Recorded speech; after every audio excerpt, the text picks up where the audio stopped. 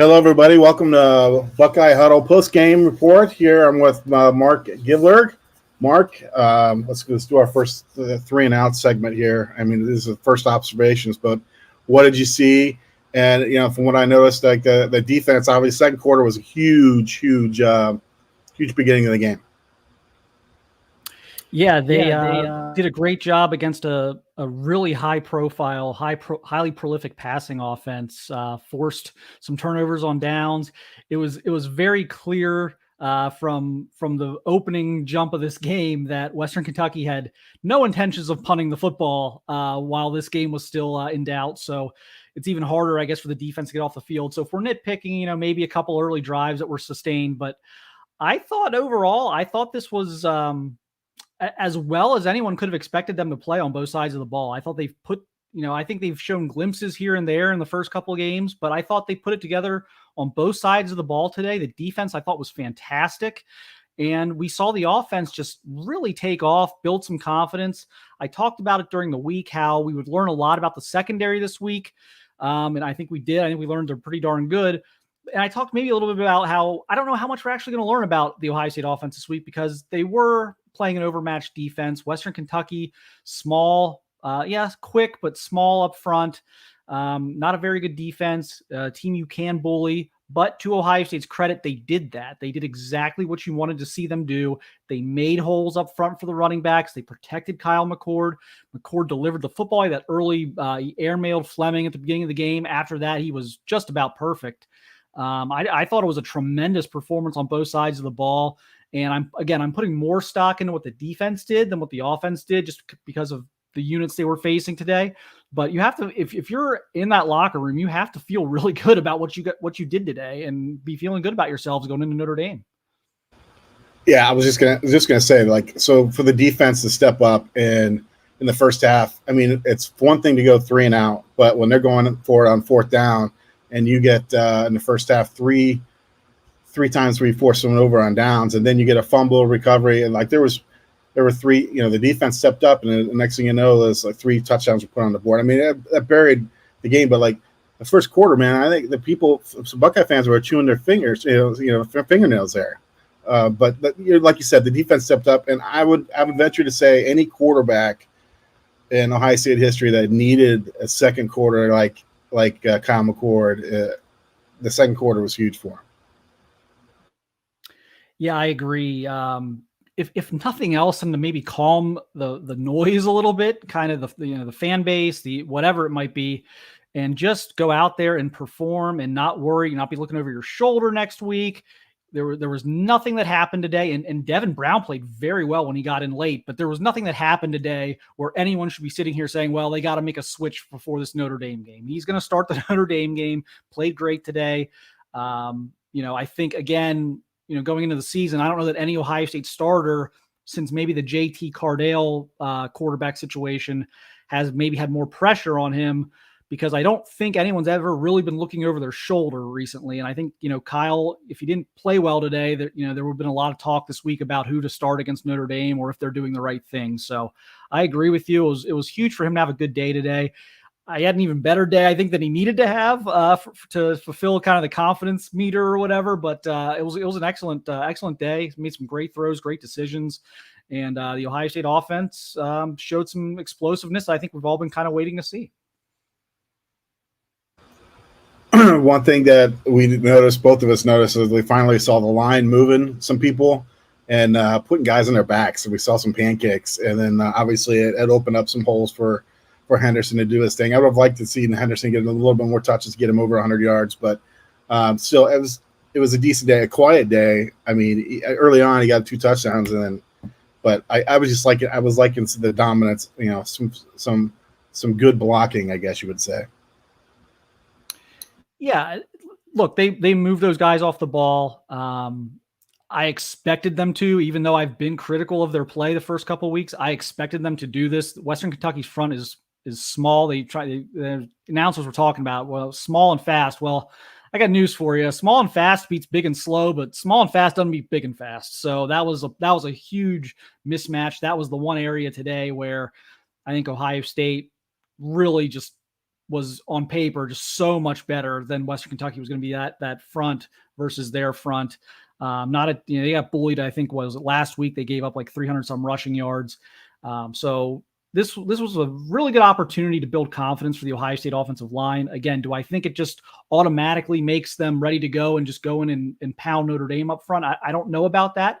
But as I mentioned kind of in my post-game observations, there was something to that today where even though the competition wasn't very strong for that offensive line, it's still good to see yourselves doing that. It's like a shooter seeing the ball go into the net. Even if it's in an empty gym, you're still seeing the ball go through the net. You're feeling good about what you're doing out there. And that alone may be more meaningful to this group than, what the competition level was.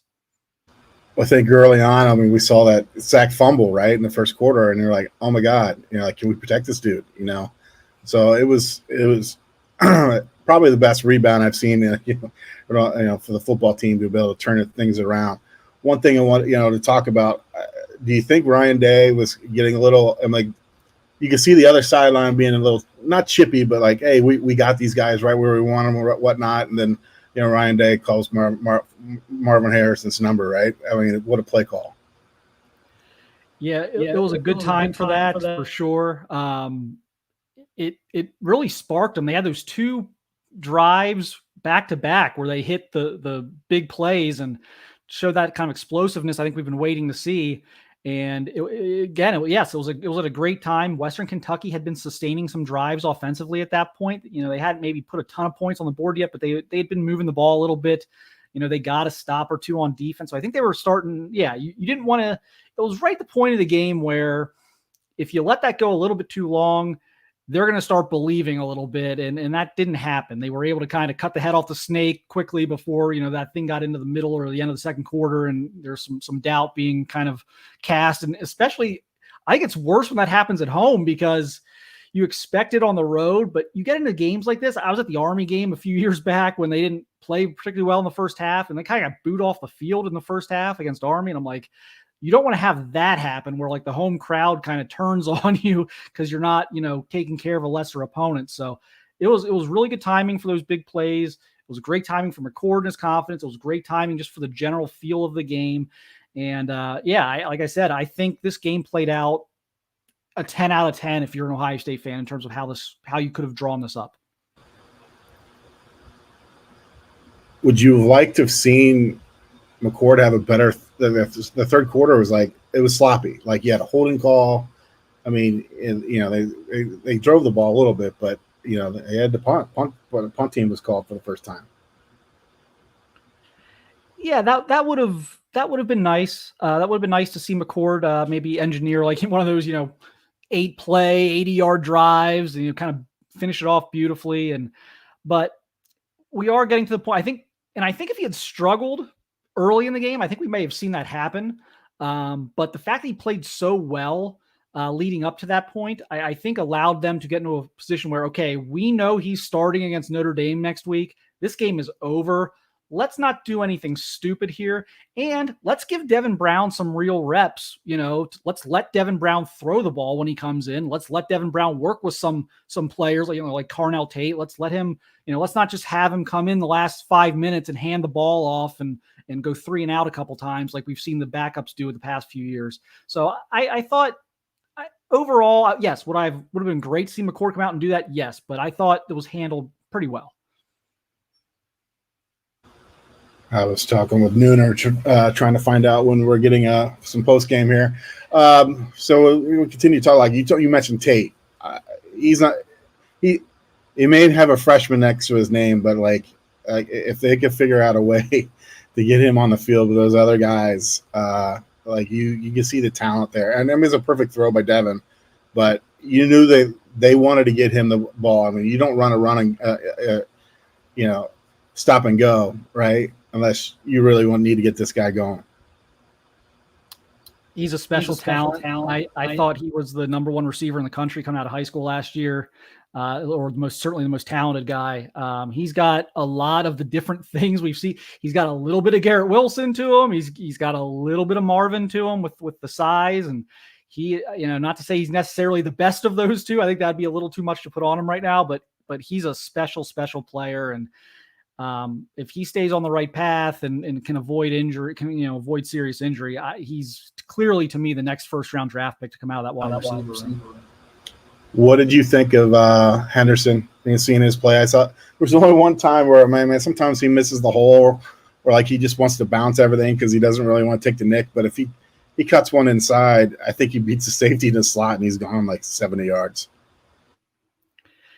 And I kind of harped on this a little bit last week. I think he's seeing things better. I wouldn't say vision is like his top strength. I think that's something he struggled with a year ago. We saw J.K. Dobbins kind of have some weird year 2 stuff with him too. But I've felt that he is getting there. I feel he's been better this year. I feel like he's more confident. I think last year he just was really trying to, I think he was playing through a lot of stuff last year and was just, the whole, if I can just get outside, I can get out of bounds, or I'm not taking as big of a hit and I don't have bodies piling on me. And he's been running harder this year. I think the vision is better. Is it perfect? Not yet, but I feel like someone who's gaining confidence and running more comfortably. And he's still got that home run hitting ability, as we saw today, and gives them, gives them by far their best chance of the running backs to break a big one. So I like what I've seen out of Trevion. I think, again, almost like the O-line, they kind of work in tandem. Some confidence building today was really nice. One stat I want to throw out there before Day comes on, because I'm sure he's going to be out there soon. Western Kentucky averaged, this is about the Ohio State defense today. For anyone that was like freaking out, even at halftime when they had like 170 yards passing, Western Kentucky averaged 7.9 yards per pass attempt last year. They held them to 5.6 today. They held them to, what's that, almost a third or almost 2/3 of what they normally would. So 2.3 yards per pass attempt, fewer than what Western Kentucky averaged last year. They came into this game at 7.1, so they were a little bit down from last year, but they didn't have Malachi Corley for at least one of their games, and obviously early season sample size. So this is an offense that generally gets 7.5 to 8 yards per pass attempt, and they were at 5.6 today when their starter was in. When Austin Reed was in, it was 5.6. It actually ended up being, I think, like 5.2 or something, because the backup came in and didn't do anything. But they made an incredibly efficient pass offense not very efficient today. That's not a particularly good number. 5.6 yards per pass attempt, not a very good number.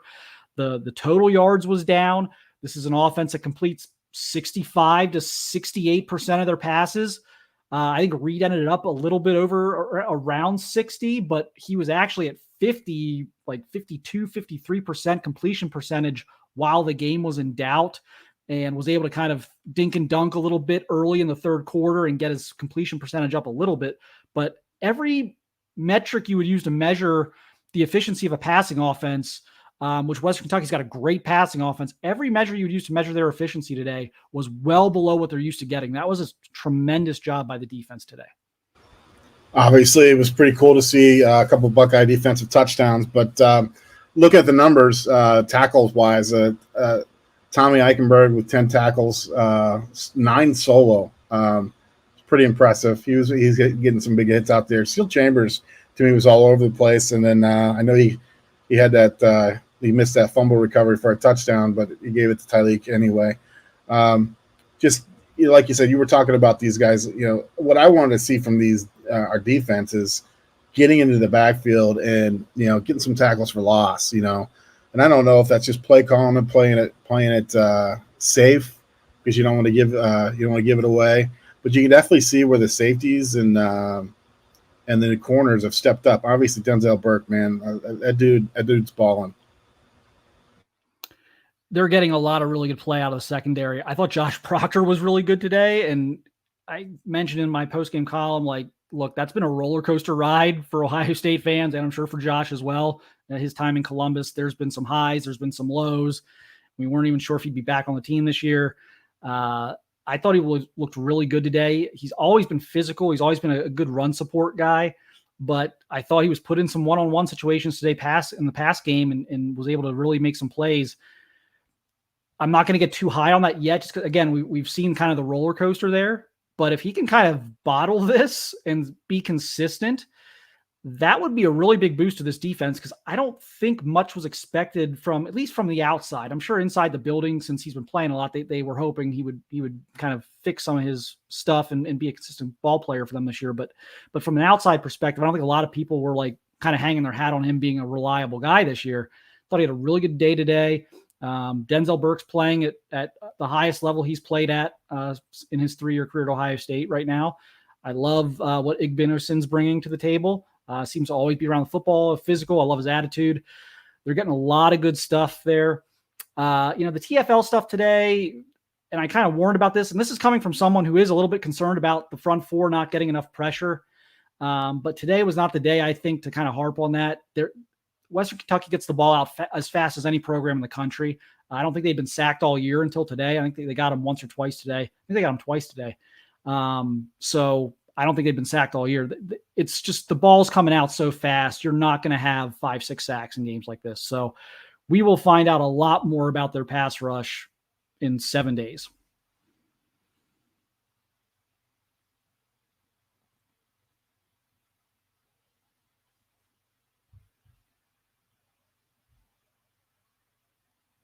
Mute. That's where the Zoom call gets you muted, not muted. So thanks for that. This is one of those games where I thought early on with the defense was like they're just going to spread us out, throw the screens to the wide receivers out wide, and it was going to be a boring game, and they were going to just But it was almost like they got a little impatient with doing that because they had early success moving the ball that way, but like you said, the Ohio State defense has stepped it up, and definitely. Oh, it looks like we got Ryan Day coming to the stage. So, how about that? So we're going to open it up right now. Front row, Tim May on three. The Tim May Show. Thanks, Jerry. Ryan, you had to like that. The last half of the second quarter. I mean, everything just kind of came together offensively and defensively. The explosion. I mean, just what's your take on that? And did you see something about this team that you wanted to see tonight? Yeah, we needed to take the next step. We know what we're about to jump into here in the middle of the season. We know we have to go on the road next week, and that was a good week of work right there. Now it started Sunday. It was Tuesday was a really physical day. Wednesday was a great day. Thursday we kept going at them. I mean, it was all week because we knew we had to turn this up, and we need to build some momentum going into next week. So I think you saw our team play like that today, and that's what it's got to be moving forward. Over here to the left, Rob Allard, the dispatch, and then give it to Cam. Ryan, when you have a game like this, everything seems to be clicking, working. Is it hard to nitpick the next day to really find anything, or is that where you go, the things that you have to still work on? Yeah, no, what we have to do is we have to find those plays that we know in a matchup game can cost us, because we know it can come down to one play. But what we want to do in this game is, and we knew it wasn't going to be perfect, we wanted to play really, really hard, really super competitive, a lot of energy, a lot of passion, a lot of people running around. We got that done, but that's the way we're going to have to play moving forward. I think that we knew it was going to be, a wide open game. They were going to make some plays, but I thought our defense overall didn't flinch. They hung in there. They hung in there on the fourth downs. And that was good. And then you saw some guys make some plays. You saw Kyle respond after the turnover. That was big because, that's one of those things you want to watch in a quarterback, is how they're going to respond. Are they going to go into their shell or just keep pushing forward? And he was aggressive on the big touchdown. And then we were able to flip the scoreboard there. I guess, we had maybe 35 points there. And then also the 2-minute drill. I thought about taking a knee, but I said, no, we need to find out what he can do in a 2-minute drill. And he pushed it down the field. And it was good to see that, because that's going to be something we're going to have to do, to win games. He also did it in the Indiana game at the end of the first half as well. So good signs there. Over here to the right, Bill Rabinowitz, Columbus Dispatch, and then to Clay. You mentioned the defense, and the defense only gave up 10 points the first two games, but they didn't face an offense like this one. Right.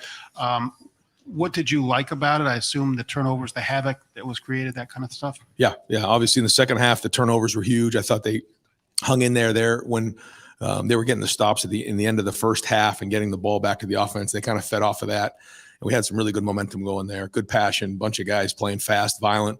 There was some really good collisions going on. There was a really good hit by Lathan. He got I don't know if that was a fourth down stopper, but that was. That's what we're looking for. Guys flying sideline to sideline and getting their hands on balls in the secondary. That quarterback's very good. He'll rip it and challenge us. So we'll get on the film and figure out the areas we got to get better at. Over here to the left, Cameron Teague Robinson, the Athletic, then to Nathan. Ryan, last week you mentioned trying to balance efficiency with being explosive on offense. Yeah. Obviously, they cut 14-10. Then you got the big touchdown, got to stop, and then got another touchdown on the next play. How does that impact the team when it's a close game? They pop 2 big runs, and then, like you said, you're efficient on the 2-minute drill as well. Yeah, I mean, they play off of each other, and when we're running the ball the way we were today, that makes it a lot easier, and that was big. It was big to get some explosive runs. It was good to move the line of scrimmage. We converted on some third downs much better. Wasn't perfect again. We'll keep working at it, but there was some really good things there. I thought the 3rd and 10 was good, where we picked it up in protection, and Kyle found Marvin on the drag for, I think it was at 3rd and 10. That was big. And we did much better in short yardage. So those are all things that we're going to have to do, to stay efficient. But when we're staying efficient in the run game, that allows us to be more aggressive throwing the ball. Over here to the right, Clay Hall, WSYX, and then to Lori. Some defensive scores. Could you describe the tie leak technique on that dive? Yeah, Mick said he looked like he was burrowing for like a dog looking for a bone in the ground. He just kind of went through and kind of found it, and it was great. But it's funny, we do talk about that, how, when you get into those piles, that ball could be anywhere. And so, you got to get in there and see if you can be the first guy to get it. And that was great. I mean, I was a little disappointed Steele wasn't able to pick that one up and scoop it, but nobody's more disappointed than him, I'm sure. But great effort, by Denzel coming up and knocking that one out. And then I also think that there was a great play by Steele. I think it was one of the third downs where it was pitched and he came to the edge and showed up in a big way. I thought that kind of ignited our defense a little bit too. I mean, it was well executed. I think, Tommy did a really good job of communicating it, and Steele was right there. And that's what we're talking about with our linebacker play, is playing fast and downhill and being decisive.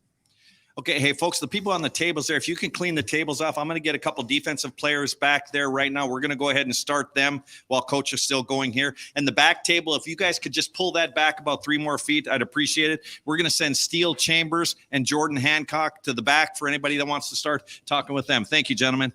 Okay, we're going to go back over here to the left, Nathan Baird with Cleveland.com, and then to Dan. Brian, there were some pretty exuberant celebrations from some of your offensive linemen early in this game on those third down conversions. I know you haven't had a full film review yet, obviously, but did you, in general, see what you wanted to see from the next step from that offensive line group? I like the emotion that we saw for sure. We'll look at the film and see what we got, but that they were challenged. A lot of guys on our team were challenged this week, and it was good to see them respond. I think you could see how fired up they were after some of those drives where they felt like they were getting some movement, and that's what we need out of our offensive line. And, folks, we also have Emeka Abuka at the back. Over here to the right, Lori Schmidt, Columbus Dispatch, and then to Dylan. Ryan, just what was the biggest difference in this game to the previous 2? I just think that the style of the game allowed us an opportunity to kind of, go play and compete. But make no mistake about it. I mean, we were turning it up this week. We know what we're about to get into. We wanted to build momentum going into next week. And everything was turned up in a big way. So we got to get back to work. Notre Dame starts now. Usually we started on Sunday. We're starting to prepare tonight. Over here to the left, Dan Hope, 11 Warriors. Yeah, Ryan, you mentioned taking that next step. You said that at Skull Session before a game. Yeah. What was it that gave you the confidence that this kind of performance was coming today? What went on this week in practice? We had a few people come to practice, and boy, they said, man, that was as physical of practice I've seen in a long time. The guys responded. We talked about it on Tuesday. We needed to do it. Well, actually, we talked about it on Sunday. And then we have a team meeting before practice on Tuesday, and we laid out what needs to be done this week. And these guys like to get challenged, and we pushed them hard this week. So that was a good sign that they responded. Over here to the right, Dylan Davis, Delaware Gazette. Ryan, our one-play drives, your response to the clock rules? Is that your response to the clock rules? Just right. One-play drives? Yeah. That certainly makes things a lot easier, yes. With Kyle, did you notice anything different this week, just with him being the unquestioned leader of the offense? It's just his poise and something that maybe you saw that he just got it, that he's the guy now. Did you notice anything? He had his best week of practice, whether that was, coincidental or not, I don't know. And you'll have to ask him that, but he did have his best week of practice. Over to the left, Joe Nugent, WCMH. You mentioned Kyle's response to that strip sack. It was 5 touchdowns after that. Did you see anything from him on the sideline, or did you have any sense that that was coming? He's poised. He doesn't really ride the roller coaster, and I think that's one of his strengths. And at that point, I just kind of stayed away and asked him what he saw and let him know what I saw. Didn't get upset, just said, all right, we got to come back and go play now. We got a long game ahead of us, and was interested to see how he'd respond. I wasn't going to be conservative at that point. I wanted to really push the envelope because, we have to turn it up, based on where we're going. And so he responded, and it was good. He wasn't phased, and that's important because there's going to be plays that don't go exactly the way we designed them, and there's going to be tough moments, and we're going to have to respond. And that's what being competitively tough is all about. Okay, we have time for just 3 more questions for Coach Day. Over here to the right, Stephen Means, Cleveland.com. Ryan, given the teams you played the first 2 weeks that you guys had all been emphasizing, there wasn't a chance to get much of a pass rush first 2 weeks. Maybe that was a little bit more presented today. What did you like about what you saw from the defensive line? Yeah, I thought there was a point where they really, put their hands in the dirt and started coming hard. I thought, they were into it. I liked their, the competitiveness. I think they're going to watch it and see some things that they even can, improve on. He does get the ball out quick too. He wasn't like he was hanging on to the ball a lot, so the ball was coming out quick. But there was a lot of things there to go on and a lot to learn from. But just their overall attitude was really good. I mean, they were into it. They were, I felt them out there today, which is a good sign. All right, 2 and done. Rob Aller, Columbus Dispatch. Along those same lines. That we definitely need going into a big game like Notre Dame. So I think that's just good momentum for us. How did you not? I don't know, man. I already answered that earlier. I will not answer it now. Sorry. I'm good. Obviously, Tyreek Williams had a big day today. Where have you seen him take the biggest steps this season playing in front of you? Oh, dude, it's like a little bowling ball just going left to right all over the line. I mean, it's crazy. I mean, sometimes he'll steal tackles from us. I mean, just his ability to take on double blocks and then somehow peel off and make a tackle is pretty insane. But, I mean, I can say that about any of the D linemen. They've just been playing the butts off, and it's crazy what they've been able to do for us up front. Still, your thoughts about this defense now, leaving this game, headed toward Notre Dame. Are you where y'all want to be? You know what I mean? From no, I think there's still plenty of things that we can definitely capitalize on. Plenty of mistakes that we need to go over, but I mean, it's definitely a step in the right direction. I think after the first quarter, I felt like we really got into a groove, and I think that's what we're going to need throughout the entire season. Just stay in that groove. Yeah. And what just kind of clicked after their touchdown? What just kind of clicked with the whole group? I think just us really coming together, just saying like we're the Ohio State Buckeyes, we shouldn't be giving this stuff up, and then that's kind of what happened. And did he ever see it on the interception? I don't think so. I'm pretty sure when I think it was Tyreek. He got to him pretty early, so he had to get rid of it early. So I'll give that one to Tyreek. What does it feel like? I mean, make a play like that. Feels nice. You were in on a few tonight. Yeah, it felt pretty nice. The third Thanks, down man. play that Brian May mentioned earlier. What did you see on that play? The third down play that set up the fourth down that they didn't convert second quarter. And that's when I think Marvin. The option play, right? Yeah, that's just practice going into the game. I mean, we practiced those checks, and Tommy made the check. I got it, and then worked out perfectly. What was the biggest difference between this game and the previous 2? I think we're just starting to get more confidence in ourselves. I think we're just starting to really get into the season more. So I think that's certainly something. And then just making mistakes first 2 games, then correcting them this third game. I think that's something big that we did. Micah said, I know because he's offense. Kyle, after the strip sack, you throw a touchdown pass. How much better, I guess, to go from that moment to the touchdown pass? How does a quarterback like you respond to that? And how did you feel you responded to it? Yeah, I thought I responded well. The strip sack was my fault. It felt like they brought pressure, and the O-line did a good job of giving me enough time. I just got to make better decisions. And so I think after that, we responded well. I thought the guys around me, just lifted me up and, told me that, we just got to keep going, keep pressing. And I thought we did that. Obviously, followed up and, put some points up on the board. So that was good. It was a good way to respond. Over here to the left, Justin Holbrook, WCMH, and then to Nathan. Kyle, what do you think a game like this, not just for yourself, but the whole offense does for this big test coming up next week against Notre Dame? Obviously a different team, but how do you guys feel going into that game, biggest of the season so far? Yeah, I think this was probably our most complete game as an offense, and just trying to continue to take strides. And felt like we ran the ball really well. I feel like we had success passing the ball, and so it's definitely a good confidence boost going into obviously a big test next week. So it's just all about how can we take that step from week 3 to week 4 and continue to get better. Over to the right, Dylan Davis, Delaware Gazette. Ryan said you had your best week of practice this week, whether that was coincidental or not. He didn't know. Did you feel different at all this week in your preparation, knowing that you're the unquestioned leader of this offense? Was there maybe something taken off of your shoulders so you could just kind of relax and play football? I think it's definitely nice getting the official nod from him, but at the same time, the more experience I can get, the more opportunity, the more reps, the better I feel like I'll be. So I just kind of had that mind state going into practice week and attacking it like a game every single day. And I feel like we had a really good week of offense, or a really good week of practice and offense. And I think that showed today. Over to the left, Nathan Baird, Cleveland.com. I guess similar to that, but how was this week different for you getting all the, I guess, number one reps? Did it build in a different way for you this week? And did that help you come into today in a different approach? Yeah, I think it does help when you have understanding of kind of how the game's going to go, that you're going to be getting all the reps and you're going with the ones, and you really don't have to, try to think about what's going to happen, if you don't put together a drive or anything like that. And then I think this week kind of use that confidence boost a little bit and, just trusted my rules, trust my reads, trust my eyes, and I think good things happen. So just continuing on that for next week. Okay, and we've got Denzel Burke here. I'm going to put him at the back left table. Denzel, if you don't mind, just go up the side wall there and then to the left. Then over here to the right, Jeremy Birmingham, Letterman Row. Hey, Kyle, for you, obviously the fumble is one play that's going to stick in your craw a little bit. What do you learn from that? How are you able to quickly move on from it? And what do you take out of it and say, that's what I need to do better at this? Yeah. Obviously, you haven't watched film. There's all that other stuff. Yeah. I think in the moment and when you're in the game, I think the biggest thing is just to have that one play, kind of next play mentality and kind of brush it clean and, forget about it and focus on the next drive.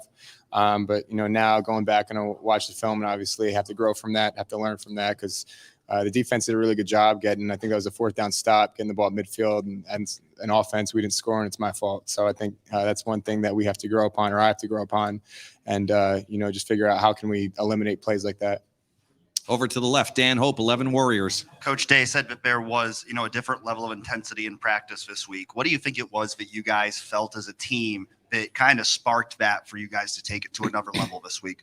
Yeah, I know as an offense, we felt like there were times where we looked really good, I think in week 1 and week 2. And then there were times where we kind of spun our tires and we knew if we went out and we could put together a complete game, like it would look really, really good. If we were able to run the ball well, if we were able to pass the ball well, we would be one of the best offenses, if not the best offense in America. And so I think, we realized that the level of preparation, I think in practice maybe wasn't at the point where it needed to be early on in the season. And I think, Coach Day really harped on that and the guys responded for sure. I think we had a really good week of practice and that showed today.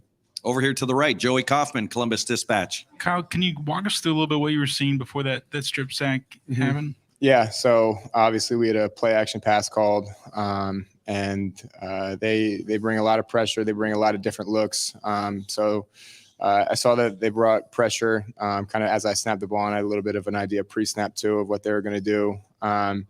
Just didn't see it clean, just need to get the ball out of my hands. I think the line, from what it felt like, they did a really good job of giving me time. And I think they brought one more than we could handle. And I think there's a lot of one-on-one blocks. And so I had more than enough time to make a play. And so I think I just have to realize the play we're in and what the defense is doing and just make a quicker decision. And, obviously we'd like to get the ball out, but if that's, taking a sack, I think Coach Day talked about it, kind of third head in it and avoiding that because 2nd and 15, obviously it's not ideal, but it's better than a turnover.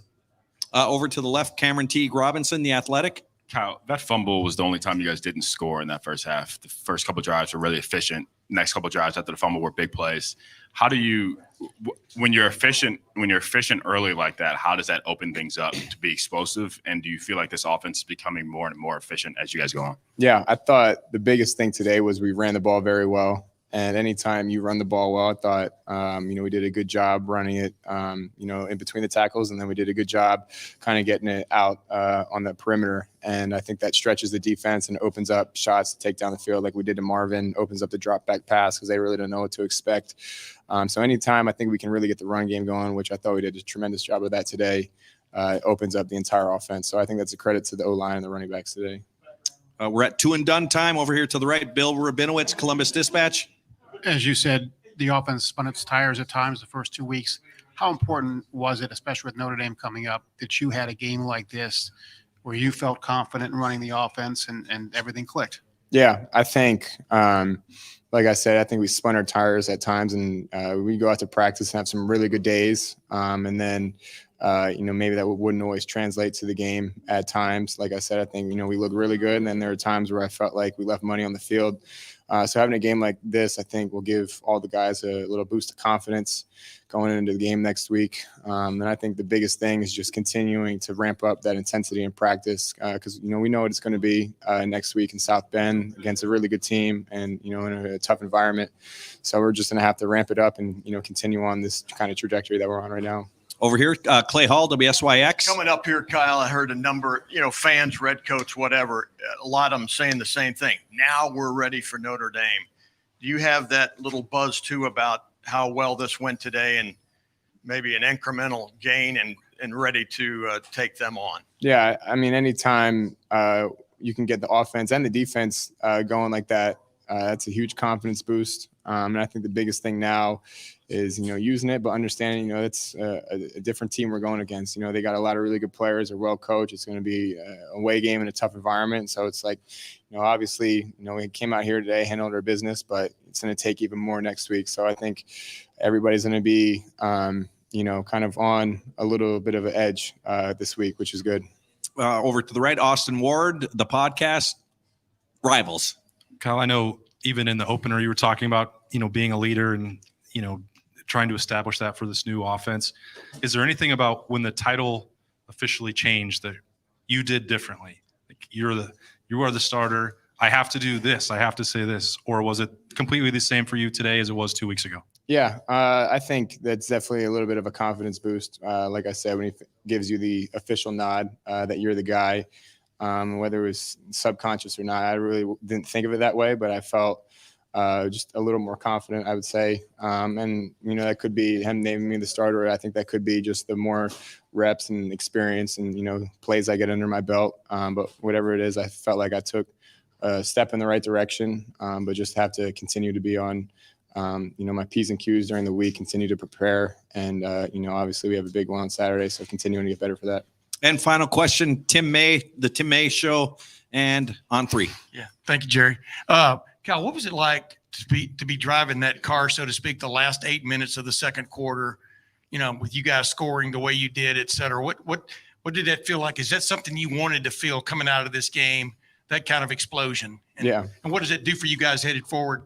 Obviously your biggest test of the year so far. Yeah, I mean, I think my job as the quarterback for this team is just all about how can I keep us on schedule and get the ball to our playmakers. And I think that we did a really good job of that today. I felt like the O-line, the running backs did a really good job on first and second down to run the ball, getting us positive plays to start the drive off. And anytime we can get rolling like that, it's a huge boost to the offense. And, we can play in front of the chains. We can take shots down the field and just opens up the entire playbook.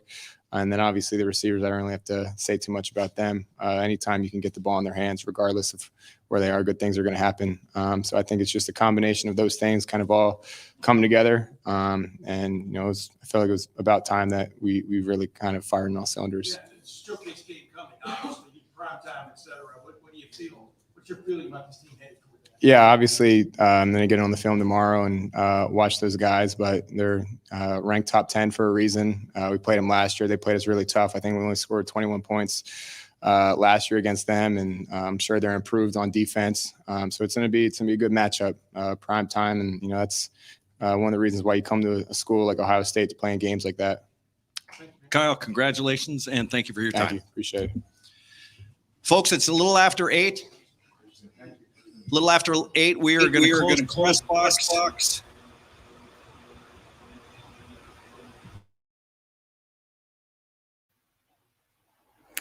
All right. Just heard from Kyle McCord, Ryan Day, Steel Chambers. Big win for the Buckeyes. Offense humming.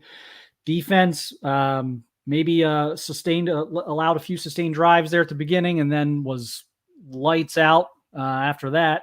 Forcing turnovers, getting to the quarterback even in a game we didn't really expect him to do that. And just a tremendous, I think, tune-up for the Notre Dame game. So One thing I did here during the fourth quarter, and it was something I don't have an agenda here or anything I'm trying to prove or disprove, but I was curious how the quarterbacks, the last couple starting quarterbacks, have looked for Ohio State in their first 3 games, and thought, well, let's see. So I kind of did some research, looked up their stats for the first 3 games of their first year as official starters. And we put that all together. I put that on Twitter, put it in my post-game observations, and we've got a graphic here we're going to show. And again, this is kind of presented without opinion or comment, but just kind of a general look at how the quarterbacks have done. And you guys can kind of maybe comment or just, try and put it into context. But yeah, here we go. Okay. So Justin Fields in 2019, 57 for 74, 657, 9 touchdowns, no interceptions. CJ Stroud in 2021, 63 for 101, 963 yards, 8 touchdowns, 3 interceptions. And then Kyle McCord, 53 of 76 for 815, 6 touchdowns, and that 1 interception that he threw, I believe, last week. So look, I mean, good numbers across the board. How do we contextualize all of this? Is maybe a little tricky. You look at things, you can make the case for different guys. Fields, we're not showing what he can bring to the table with his legs. Obviously, a better runner than the other 2. Stroud played the tougher schedule by far of these 3 guys coming out of the chute with a road night game at Minnesota and then facing Oregon. So there, and then Kyle, of course, is a year 3 guy, and Fields and Stroud were year 2 guys. And really, Fields was a year 1 guy as a transfer, so just 1 year in the Ohio State offense. So a lot of things you can kind of pick and choose there, kind of what you want to see, I guess. But I just thought it was interesting, and since I thought it was if I felt it was interesting, I felt you guys might feel it was interesting, and Ohio State fans would want to take a look at that. I bring Shed in here. I mean, do you have any thoughts on this? Does this mean anything? Well, I definitely. It's something I wondered. I wanted to even go back. I'm glad you did this with Fields and Stroud, and comparing it to McCord. But I even want to go back. As far as when Haskins started. Like the first 3 games. And you're right. And it's like, who did they play, right? So, like, that's definitely. It's a definitely good comparison. Like that McCord's his numbers aren't. Honestly, I don't. When we had Justin Fields, I was like, man, I've never seen anybody throw a better deep ball and connect with our guys like ever in Ohio State history. Even God love Troy Smith. Don't shoot me for saying that, but then CJ Stroud came along, and then like my only knock on CJ was I just wanted the man to run a little bit, and we saw that obviously finally happen in the last game. I'm like, ugh, if you could have just done that a little bit more, but. His accuracy, like I don't know if we're ever going to see a quarterback better than Stroud when it comes to that's my personal opinion.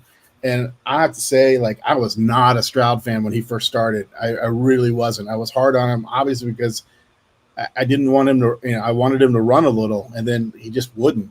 But I guess if I had a laser arm or was accurate as that, and he knew something I didn't, obviously, God, I just, so.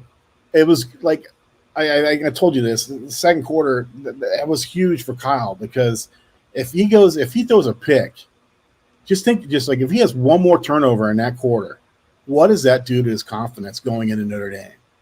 Like this game is completely different, right? Like he needed and like I said, I went back to Day. He needed a big an easy play, and they dialed up. Mr. Touchdown and Marvin Harrison, so I love these numbers, and I'm glad you did it. I want to continue to compare these guys, because Kyle, it's a little unfair. Like when he was recruited, he was all it was like his comparison against Michigan's guy, but Kyle's always been the guy, and then here comes along like there's a reason why Devin and there's just you want to know like why did it take so long for him to name the starter, but like maybe it's just because the other guys were playing so well, and then it's just hard to pick. I don't know. Maybe he just wanted to see more things like today. I think Day saw what he wanted, and I don't know if you heard what he said in the press conference, if I could say, quote the great Iverson, he said, we talking about practice, but they all said that they had a great week of practice and like things were humming, they were buzzing, and these guys flying around, on the Silver Bullets were flying. I mean, they were loaded today. So, I mean, it's awesome for Kyle to have this day. Obviously, it's going to be a little bit different going up in South Bend, playing on the road, and he's going to have to deal with the noise, and he's going to have to deal with some more adversity because they're going to get to the quarterback, right? So, it's just how they're going to adjust, and I like our chances with our wide receivers versus that secondary. Notre Dame's secondary has been suspect for like a decade, right? So, I don't know. I was a little bit shocked today, to be honest with you. Like, there's no way there was one game I was betting on, and that was South Carolina to cover the spread because it was 27. There's no way I would have said Ohio State was going to put up 63 points today against Western Kentucky, especially when we know that they have what a great, they have a great offense. And to be honest, if we're looking at the game comparison notes now, but if you sit there and you look at it, Ohio State put up 562 yards of offense, and they held Western Kentucky's offense, passing wise, to 204, which, I mean, you talked about it earlier. It was like it was the greatest show on turf, maybe. I don't know. I guess that's the Rams, but I don't know. You tell me. What do you like about these numbers? And I said we're getting pretty close. Tom is sending in some post game from the other coach, and then we're gonna have some Denzel Ward sound here that I'm loading up for you. So, but until then, tell me what do you like about these numbers? Well, the pass yards, 204 pass yards to Western Kentucky is tremendous. And even more so, I think it was about $170 at halftime. So they got roughly 30 yards of passing offense after halftime. So you come out, you make whatever adjustments you're going to make at halftime defensively. You did a good job in the first half, a really good job in my opinion in the first half, but you gave up a few sustained drives, you gave up 10 points. So you go in, you clean some things up, and then you just come out and you blow their doors off there defensively there in the second half. So that to me was as we're looking at this graphic, that's the thing that jumps out the most to me. As I said, kind of in post game observations, like I expected kind of the way this game went. I expected Ohio State to be able to have its way offensively. I did put my money where my mouth was on that. I bet the over. I was pretty vocal about that during the week. But I thought Western Kentucky would get to 20, maybe even like 24 points. I thought certainly because they'd be chasing the game a little bit too because of Ohio State's offense. I thought certainly 275 to 300 passing. If you had given me 275 over under before the game, I would have absolutely taken the over. So they did a tremendous job. And then I mentioned, and there maybe we've like doubled our viewership since I think I was talking about this before the Ryan Day press conference. This is a team. So I'll just repeat this if anyone missed it. Western Kentucky averaged almost 8 yards per pass attempt last year, 7.9 yards per pass attempt last year. And it's the same guy, same cast of characters. So it's, Austin Reed, Malachi Corley, those guys. And they were down a little bit the first two games, but it's early. It's the first two games. It's not a very big sample size, but they were still a 7.1 yard per attempt passing attack. And Austin Reed left the game with 5.6 yards per attempt when he went out of the game. And when the backup came in, it dropped that even more. I think he ended up at like 5.2 yards per pass attempt for the game, but obviously the backup skewed that. But Austin Reed was held essentially 2 yards per attempt below what he would normally be expected to produce. And then the completion percentage was down as well. I mean, this was a lights out defensive performance. Looks like we have some sound to go to, Shed. Yeah, let me unmute myself. Yeah, so Tom Moore was in Western Kentucky's press room, and this is what the head coach Tyson Hilton said. Congratulations to Ohio State and Ryan Day. Excellent football team as they showed it on that field today. big physical football team, got after us pretty good. We came here to try to win. We played on the edge. We did all we could do to try to go out there and give ourselves a chance. And, good football teams don't allow you to do that. And so that's what they did today. They stopped us on fourth down, made us turn the ball over. So hats off to them. They did a nice job. And we'll rebound and keep on rolling. With that said, questions? What do you mean by you were on the edge, playing on the edge? Well, the obvious. I was rolling the dice. I gave them half a field to play with. I'm going for it on every fourth down that I can go for it without being totally dumb about it. Giving our team a best chance to try to win the game. Very easily could have punted it down there and made them go the distance and all those kind of things. But you're not even going to have a chance to be in the game if you play it that way. So I came here to try to win, and our team came here to try to win, and so the scoreboard doesn't look good at all. That's an obvious thing, but not going to play scared either. So if you want to play Ohio State and be in that game, you better live on the edge. So that's what we did. Was that kind of the game plan coming into there? Did you decide that you were going to do that beforehand, or was it kind of on the spur of the moment? Yeah, it's always beforehand. Obviously, it looked like you guys were certainly in this game going into the second quarter within 14-10, and then just quick strikes, 40-yard touchdown run.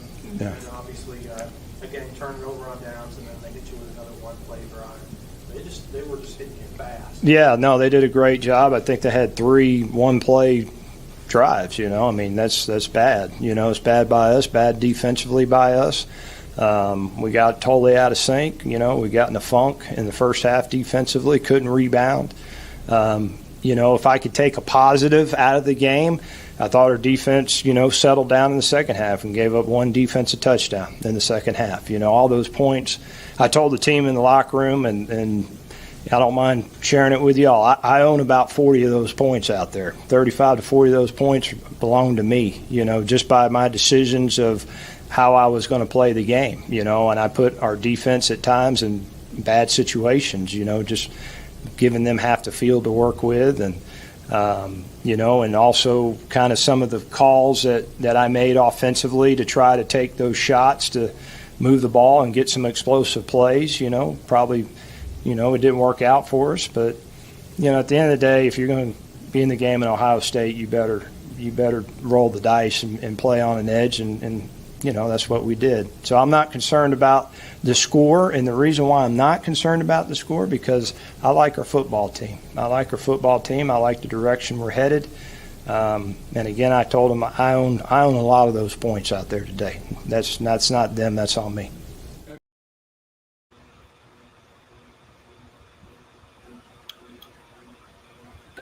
That's how you got to play that game, right? You got to roll the dice, right? I'd go for broke every time. It's like video games, right? You sit there, you're playing college football, or and you're playing against a guy that's going to control the ball, line of scrimmage, or whatnot, or you're going against a juggernaut. You got to go for on fourth down. So he took his shot, and you got to applaud him. It's just Ohio State was that much better today. Yeah, I agree. You have to give your guys a chance, and playing it safe today, conservative was not going to do it. In fact, it was interesting as he was talking about this. I kind of remembered there was a break in the action in the Ohio State game. I was able to flip on a little bit of the Minnesota North Carolina games to kind of see if Minnesota was going to make a comeback. And right when I turn over, I catch PJ Fleck on 4th and 5 or 4th and 6 from around midfield, down 11 with under 10 minutes to go, punting the football away. I'm like, well, you just conceded the game. You just conceded this game to North Carolina. And sure enough, North Carolina gets the ball, and Drake May takes them right down the field, 31-13, game over, go home, drive home safely. So that was a much lesser talent gap than what we saw out there today at Ohio Stadium. So you can't play scared. I respected what they tried to do. I thought it was the right attempt. You're a 1 in a million chance to pull this upset, but that 1 in a million isn't going to be, fulfilled by being conservative or playing scared. So I respected how they played. Hi, guys. How goes it? Ladies and gentlemen, we just this is finally my last time on TV ever. So, Tom and you guys take it away. Mark, thanks, man. I appreciate it. I'm out. Yeah, and thanks for filming it. This is our producer, so he's usually behind the camera, making sure all our graphics and all of the everything quarterbacking this thing, making sure I don't look stupid or as stupid as I can. And so we appreciate Shed pinch hitting today. Great job. Face for radio, right? So, all right. See you guys. All right. Thank you, guys. Thanks for handling that. I want to welcome everybody here to the Buckeye Weekly Podcast. I am Tony Gerdeman, here as always with Tom Orr. Tom, how's it going? Could you actually sense the average blood pressure in Columbus dropping about 15 points sometime around the middle of the second quarter? Because I could sense it. I felt like, I think the tone of the postgame show and the comments in the postgame show are going to be significantly more upbeat. And I don't think it's entirely based on the fact that we had our friend in South Florida hosting immediately after the game. Possibly some, but not all. That was, we came in and said we were both expecting them to give up 20-something points. Mhm. And, hey, if they give up 14 or fewer, that's going to really show us something. And then you give up 10. And How much in the second half? I believe None. 0.0, Yeah. yes. And I mean, really, the game was functionally over at halftime. So I don't read that much into that. But they didn't, the second team defense didn't give up anything either. And they moved the ball on the ground. They moved the ball through the air, 6.2 yards per carry. Now I got to do math. Average yards per completion was 16.3, which is pretty good. Yep. So and 358 yards passing on 27 attempts. So that's like what 10 point? No, sorry, that's going to be like 13 or so, give or take. I mean, that's a real solid day at the old football yard. I wanted to ask Ryan Day. I didn't get a chance to because we had to run around doing multiple interviews at the same time. But do you come out of this game happier with your offense or your defense? And this was an ideal game for both of them. But if I'm him, I think defensively, giving up just 204 yards passing, and 207 to the starting quarterback who has thrown for 4,500 yards or whatever last year and was throwing for 400 odd yards a game in this game, and to hold him almost like half of his average. And I thought that was incredibly impressive because we both had them scoring in the 20s, and we said, like you said, 14 or 17, be really, really happy with that because that will tell you something. And they were out there, and Josh Proctor was good. Lathan Ransom was good. Sonny Sal started the game. Then Jordan Hancock came in, and he was good. And the corners were outstanding. Denzel Burt continues to just be tremendous. Every time they throw at him, I'm like, what are you doing? Why'd you do that? Yeah. And it really, anytime they ran the ball, it was a win for Ohio State as well. They rushed for 80 yards, but overall, just a completely as close to perfect as we've seen, and certainly this season. It was really, really good on both sides. Well, this is the first time 2023 Ohio State has looked like an Ohio State football team. They have had the first couple games where 23-3 against Indiana and whatever it was against Youngstown State last week, and at 35-7, and it's like, yeah, that's what you would expect, like Michigan State kind of team, or like a mid-level Big Ten team to do. Michigan State beats Youngstown State 35-7. Minnesota beats Youngstown State 35-7. That's not what Ohio State does.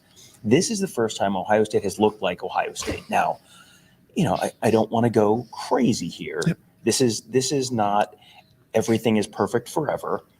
This is Western Kentucky is a team that is talented, limited, a little bit limited talent-wise, and they overcome a lot of that offensively through scheme. The defense is what it is, and what neither the offense nor the defense are going to be as good as what they're going to face next week in South Bend. But for the team you were playing, that is as thorough as you can be and about as good as you can feel coming out of that game. It does not mean everything is fixed forever, but it means that's what they could show you. That is about the best they could show you today. And you saw it in, on both sides of the ball. Yeah, I think it's more impressive what the defense did than what the offense did, but let's not ignore what the offense did. They scored 35 points in the second quarter, but they had like 4 complete scoring drives in the second quarter, where starts in the second quarter, ends in the second quarter. Do you know what the time of possession on those 4 drives equaled out to? On the 4 drives in the second quarter? Yeah. How many of them were one-play drives? Was it 3? Only 2. Only two. Okay. Was it so the 4 touchdown drives and 2 of them were one-play drive? I'm going to say 2 minutes and 32 seconds. It's actually this is a Chuck Woolery. 2 and 2. 2 and 2. 2 minutes 2 seconds, and one of those is 1:25. 4 plays, 48 yards. The fourth of those was the 3 plays, 58 yards, 20 seconds. That was where Ryan Day was talking about. I was going to take a knee, but then he was like, "No, we need to see what Kyle can do," and he called it a 2-minute drill. It's more like a 30-second drill, and you saw what he did, and Yeah, I would have been a little disappointed Oh, if yeah, it took for a knee. sure. Like you've been complaining all year about the fact that you haven't gotten enough snaps. Mhm. This is the most valuable resource you have is meaningful game snaps on the field against an opponent that is not from your school. You'd better take advantage of that. I liked the way he managed the game today. I thought, you went for it. You were aggressive late in the first half. You took advantage of every one of those snaps. I liked the way he managed Devin Brown, where you bring in Devin Brown with the full first-team offensive line, and that's exactly what we said they should have done last year. I'm glad he's finally caught up with our thinking. But that's exactly what you do. You give Kyle McCord as many meaningful game reps as you can, because that's a situation where you might have to do that against a team that's better than Western Kentucky at some point. So now he's done it, and Devin Brown now has another drive. With the first team offense, more or less. I don't think Marvin was in there or Mecca, but first team offensive line, and you got some pretty good receivers, and you got some pretty good running backs in there. Great. That's what you should be doing. And I thought he managed the game really, really well today.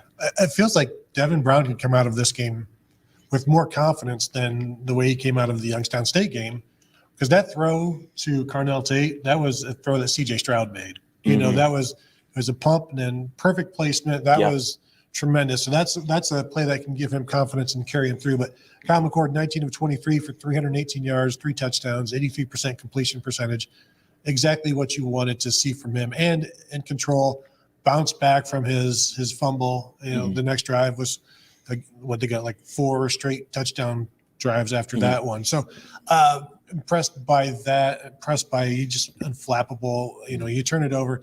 And I think what happened on that one is, if watching it live from the press box, he was waiting for Marvin to break open, but he was double covered. So he's waiting too long rather than coming off of him. But he did that last week, and you waited, and then you threw it, and that was the one that Marvin caught falling backwards in the end zone into double coverage, just because it's Marv. But he held on to it. Meanwhile, if you would have looked at his second read, Mecca was, had one-on-one coverage and probably would have scored. But I can't fault anybody really for not coming off of Marvin Harrison. So I'm gonna give him a pass on that, but hold on to the ball. Yeah, and throwing the ball to Marvin Harrison is really almost never the wrong answer. I mean, at some point, you're triple covered, okay, but 2 Western Kentucky defensive backs, here's the stats on the two receivers you're talking about: 5 catches for 126 yards and a touchdown for Marvin, 4 catches for 57 yards, 2 touchdowns for Mecca. I mean, those guys are just so impressive. And we have, I'm going to tee up our producer here with the second Tyson Helton SOT that we have.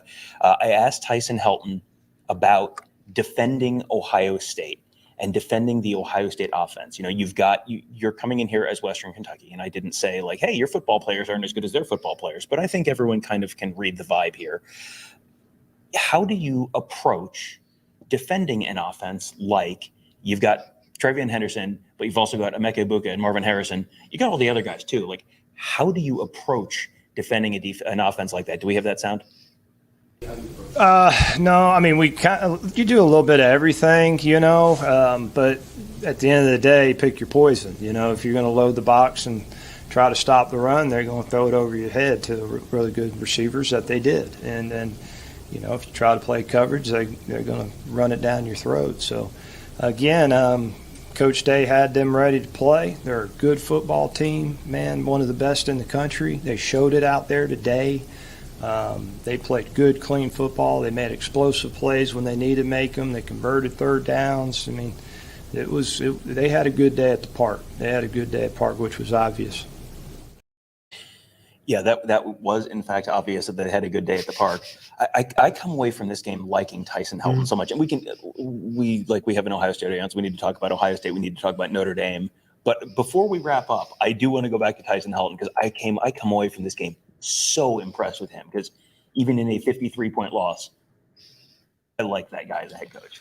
I appreciate it when coaches that are overmatched come in here and just swing as if they were, they're playing Ohio University or Michigan, lower level programs. Ohio University beat Iowa State today. They've actually beaten a Power 5 team this year, so I wouldn't necessarily lump them in with Michigan. True. But they come in swinging, and whatever happens. They're going to give it their best shot. Because I still go back to 1997 when Wyoming came in here and Dana Dimmel with his high-powered offense just slowed everything down, tried not to lose by too much. And I hate when coaches do that. It's a disservice to your players. Like, what are they learning from that? They're learning that, it's sometimes we have a coward as a coach. And I don't think Western Kentucky has a coward as a coach. No, and we'll get back to him a little later on. But, you go through, first of all, you look at the numbers from today, and all the numbers, it felt like more than it actually was on that. Like, I came in here, I thought, I had predicted Trevian Henderson to have 120-something yards rushing. And I thought, well, certainly he has that. He only had 13 carries, 88 yards, 6.8 yards per carry. Chip Trainum, 5 carries, 56 yards, 11.2, a 40-yarder for a touchdown. They scored 3 touchdowns on the ground, 4 touchdowns through the air, a couple touchdowns on defense. I mean, that was as complete a performance as you've seen. It was overwhelming. Yeah. We got a super chat from our buddy Treasure the Tour. What's up, fellas? Just want to say there were several encouraging things today, but what stuck out the most was there's literally time when you saw the offensive line come together. I mean, you have a much better view from where you're sitting than I do. So what were your views on the offensive line? Well, and they were able to. They did fine, but you would expect them to do fine against Western Kentucky. This is a bad run defense, but I don't want to take away from a more cohesive offensive line. They opened up holes. They hit the holes. They stayed on schedule most of the day, and so the offensive line definitely did its job. There were some really big lanes you saw, and even when they weren't super huge, they were big enough. Chip Trainum running through his, and it was a good day for the offensive line. They brought the physicality that Ryan Day wanted to see, and the first quarter maybe it wasn't as great as possible, but then they just continued to build and. 6.2 yards per carry. At one point in the third, it was like 7.2 yards per carry. And then, of course, in the fourth quarter, let's just get out of Dodge, that sort of thing. So the average comes down, unfortunately, for you, Tom. But overall, yeah, impressive. And it is amazing that you only have so many carries to go around for these guys. And Mayan Williams is your fourth quarter run out the clock guy right now. Yeah, I mean, you got impressive performances from Trevian Henderson. You got impressive performance from Chip Trainum. It wasn't like, well, why aren't they playing Mayan Williams? Because the guys ahead of him were also doing well. So, and then Mayan Williams came in and did a nice job himself. He only had 13 carries, and Chip had 5. I mean, there's not a lot of carries. Yep. From Fort Wayne Buckeye Super Chat, Tony, wasn't your 3-point bold prediction that OSU's defense would outscore Western Kentucky? No, it was not. No, it was not, as far as I remember. It was some cutesy thing where Ohio State was going to score a 10-19 and a 20-29 and a 30-39 and a 40-49 and a 50-59. And by golly, they did. So looks like I can look forward to spring couchy pull out couch springs in my back. Can't wait. Looks like we can all look forward to that. Thank you. Great question. Clear eyes, full hearts. Can't sleep. Springy couch. Can't sleep. Yes. Well done. Well struck. Yeah. So thank you for reminding everybody that. And that's a great topic to talk about. But defensively, last week, everybody was like, we were talking about defense needs to get off the field on third downs. This week, 3 of 16 against a team that is kind of designed to pick up third downs because they're never really facing more than like a 3rd and 3 or a 3rd and 4. So they can spread you out and throw the ball. Early on that first drive, they were completing some screens and moving down the field. And like I said earlier, every time they went to the run, it felt like it was a win for Ohio State because it felt like they could have kept doing the screen stuff and just moving and little bits here and there. But what I also like, I think what maybe impressed me most about the defense is that there was pass rush. And they may have only come away with, I think, 2 sacks.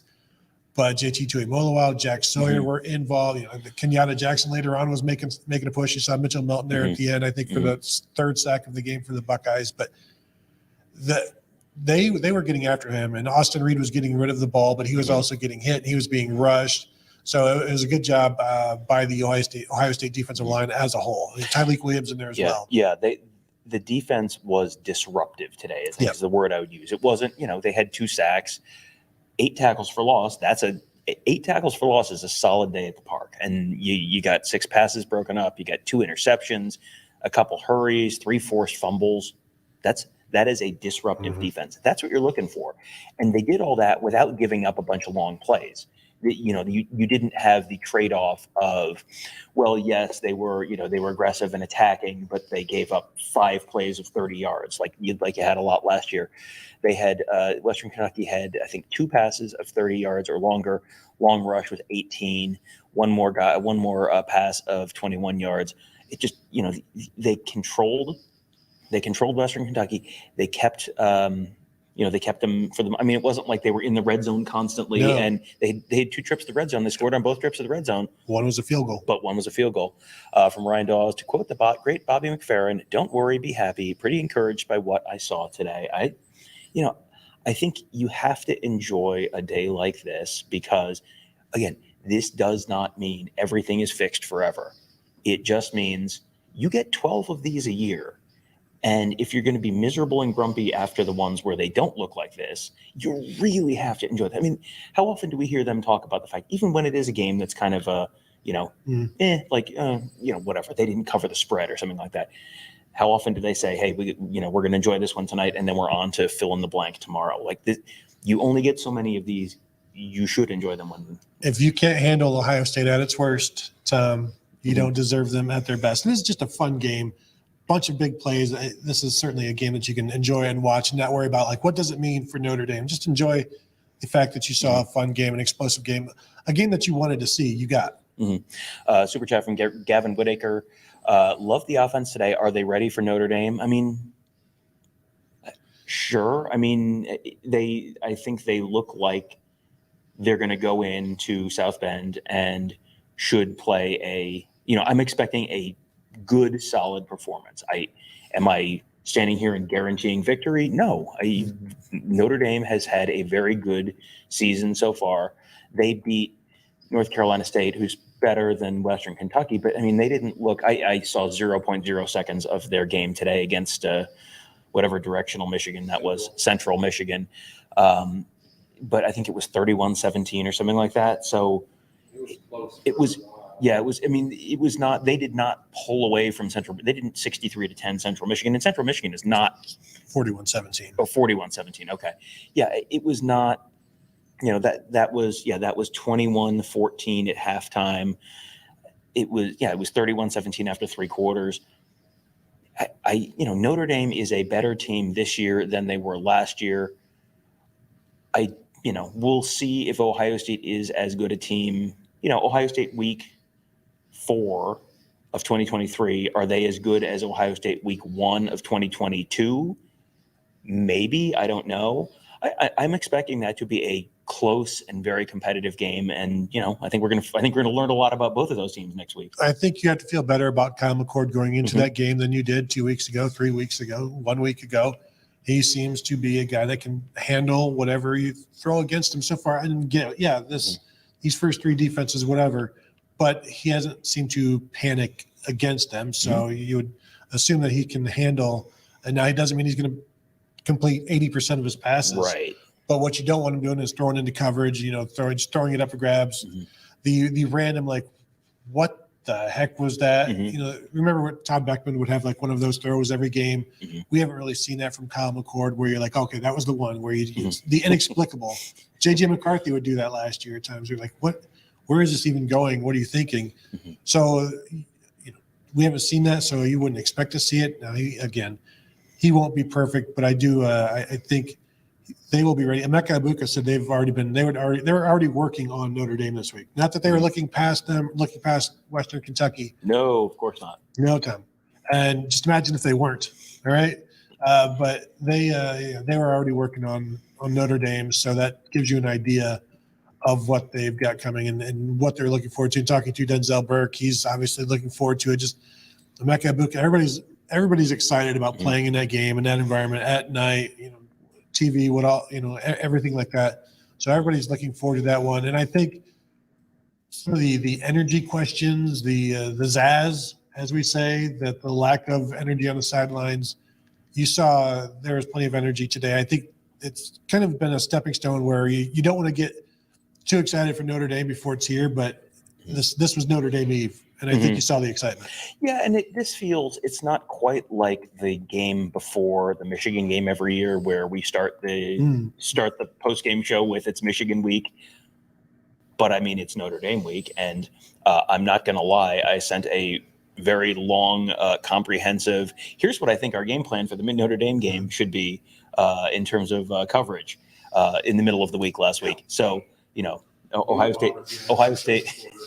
State may have not been looking ahead. I may have been a little bit, but that's okay. Now it's here. They got through the game before the game. Now the game is here, and that's gonna be a lot of fun. But I saw there was an interesting question here from Wingman Ted that I'm going to pop up there. Are you concerned with the overall lack of sacks when you could almost guarantee that Western Kentucky was going to pass on most downs?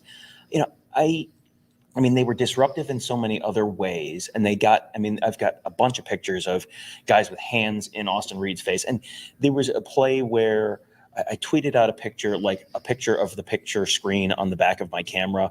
But I mean, you got the vibe of it where he looks like those old V8 commercials where he's on like an angle and he's like leaning and he's trying to get around and there's a guy right in his face and he completed the pass somehow. And it's one of those, like, I think it was a misdirection play where they kind of tried to go right and then throw back left. But it was like, wow, like sometimes you got to tip your cap. Like that was a heck of a play. You sort of assume if you get that kind of pressure, that's going to impact the play more often than not and give you the result you want. Yeah. And remember, these guys get rid of the ball super quickly. That's part of the offense. That's part of the design. The wide screens, it's not like that's not the third read. That's the first, that's the initial read. And that's where it's going.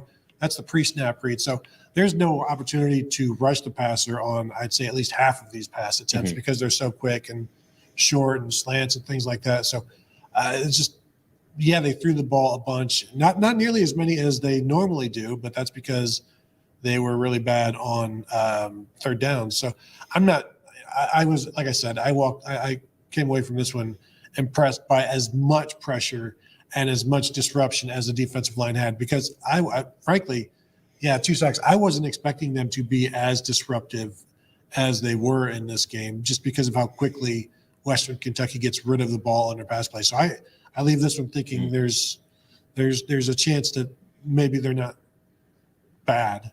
Mm-hmm. Yeah, and again, we'll get a better sense again next week. Here's a look at some of the standouts on the offense. Boy, Tommy Eichenberg, I talked earlier about guys who, you expected. I have a number in my head on what their stat line should be. 10 tackles, 9 solo, and a tackle for loss. A drive into the game, I was trying to remember how many tackles Chris Spielman had in that game against Michigan in 1986, like 28, 29, something like that. Because for all the world, that first drive, it was just like, you remember the Michigan game in 1998 where Steve Belisari made the tackle on literally every kickoff or punt or whatever it was? That's what it felt like. It felt like tackle by Tommy Eichenberg, tackle by Tommy Eichenberg, tackle by Tommy Eichenberg. He was all over the place. But Steele Chambers, 8 tackles. Tyleik Williams, 7 tackles. And a touchdown, by the way. Jordan Hancock, 5 tackles. Davison Igbinosun, 5. Josh Proctor, 5. Jack Sawyer, 3. Including half a tackle for loss. I thought he had a really good game, Jack Sawyer. Yeah, the defensive ends were very disruptive. Again, it doesn't necessarily show up on the stat sheet as a big, shiny Chase Young 4-sack kind of game, but they were in there. They were in his face. They were in the passing lanes a lot. And, you saw a bunch of deflected passes. I mean, that was impressive, I thought. Super chat from Ryan Jaws. Did you guys talk about Josh Proctor? If not, what are your thoughts at first glance? I thought he was fantastic. He was in coverage quite a bit in this game. 2 pass breakups. He was in deep coverage on one and one-on-one coverage. He was everywhere. So I was really impressed because I thought that was a big concern for Ohio State. He missed last week. It was held out as pretty much probably a precaution. So he was going to play free safety this week. And really going into this game with Lathan Ransom being a game time decision, it was interesting to talk about what they may do. But seeing him out there I had a question about it. And not that this answers questions, but it gives you more information. And I was impressed by what he did. Like I said, two pass breakups. I don't really recall any moments where it was like, oh no, there's the Josh Proctor that got benched against Notre Dame. I didn't see that. Right. I mean, the concern with Josh Proctor has always been he's great coming downhill. He had there was something where he came like crashing on the line of scrimmage on a run play today that I remember just thinking like, wow, it was good, aggressive, but stayed in his kept contained. But the concern has always been, hey, is he going to get too nosy, too close to the line of scrimmage and get popped over the top? And you didn't really see them throw the ball downfield much. And part of that is the pass rush and the fact that you had to get the ball out because, even though there weren't sacks, the pass rush was impacting things. But also, if it was wide open, you're going to take shots. The way Tyson Helton approached that game, if they thought that the downfield stuff was there, they would have taken those shots, and they really, by and large, didn't. And I think there's still more to be found out against Josh Proctor because you said he'll come crashing in. Western Kentucky isn't a play-action team because they can't establish the run. So let's see what happens when there is a run established with Audric Estime from Notre Dame, who is a powerful runner. They will definitely do some play-action there and some RPO stuff, trying to suck up the safety. And so Josh Proctor is going to have to be very disciplined. But, I mean, it's a no-win situation a lot for safeties in today's game. So he's going to have to be on his Florida whooping up on Tennessee. Poor Tennessee. Preseason Heisman Trophy winner, Joe Milton. Look at Graham Mertz. Well, when you're getting your mups lighted by Graham Mertz, that's it's not great. Super chat from I don't know what that means. Super chat from Jordan Kapler. I'm glad Kyle had a great game to prove Kevin wrong about all the bad things he said about him. You make a great point, Jordan. Thank you for that. We try to stay upbeat here, and it gets really difficult when from behind the camera you always hear like, what about McCord's fumble? And it's like that was last week, and it's like Kyle didn't even fumble. Like, get off the guy's back. That's all I'm saying. Yeah, it was. I mean, You're number one, Tom. Kyle McCord looked like a guy who was in rhythm all day, who felt comfortable, who wasn't looking over his shoulder. I think he was. He got better from the first half of the Indiana game to the second half of the Indiana game, and then he got better again at the Youngstown State game. And I think if you go back and listen to the end of last week's game, you're going to hear us say like, it's time to make a decision and have the guy be the guy. And I think that you're going to see a more, just a better flow for the offense when it's just, this is the guy. And then you had the guy and he looked like the guy. He looked like he is the guy. And, it's Western Kentucky. And next week you're playing a much better defense, and also you're playing on the road in what's probably going to be a relatively hostile atmosphere. I don't know how many Ohio State fans to expect. Ohio State usually travels pretty well, but I don't know how well. Notre Dame has had their stadium painted red a couple times by Georgia and Nebraska fans, and I think they're trying to avoid that, but we'll see how effective that is. 3 of 5, 30 yards, 0 touchdowns, 2 interceptions. Tony, I'd like you to guess which quarterback that is. I'm looking at it right now. Yeah. So J.J. McCarthy has yet to have a pass hit the ground. So he is hit now. J.J. McCarthy defying gravity. Yeah, so that's pretty amazing. He's completing like 85% of his passes this year. That's going to go up now, 100%, if they were to count it that way. But I don't know. 7-6 Michigan right now. I don't know how bad those interceptions were, or if they're just tips at the line, off of somebody's hands. Given how accurate he's been and how bad Bowling Green is, I can't imagine they're like terrible passes. But maybe maybe one of these was like a behind the back trick shot just because you can. Yeah, it's a strong disagree, glass wing butterfly. That's all right. I think if you look around college football today, and Michigan is right now, it's 7-6 Michigan again with 5.5 minutes left in the first half. Tennessee is down 26-7 to Florida Florida, who got just absolutely blitzed by Utah a couple weeks ago without its starting quarterback. Alabama, I think, finished 17-3 at USF. I mean, nobody walks into the pirate ship, Tony, and you know what happens when you mess with the bull, Tony. What does this have to do with pirate ship? Well, they play in a stadium that's a pirate ship. All right. But Yes. their mascot is the Bulls. So Yes. when you mess with the Bulls, Tony, You what get do the horns, You baby. do, in fact, get the horns. Hook 'em. Hook 'em. Yes. And speaking of hook 'em, I don't think Texas is covering itself in glory right now either. I think someone in the chat said they were down to, yes, they're down to Wyoming. And it's the first quarter. But this is a year where, you know, everyone is looking at their team and going, we're terrible. And I think you got to kind of take the whole picture. I think some of it might be there's a lot of the top programs that are replacing quarterbacks, which is one thing.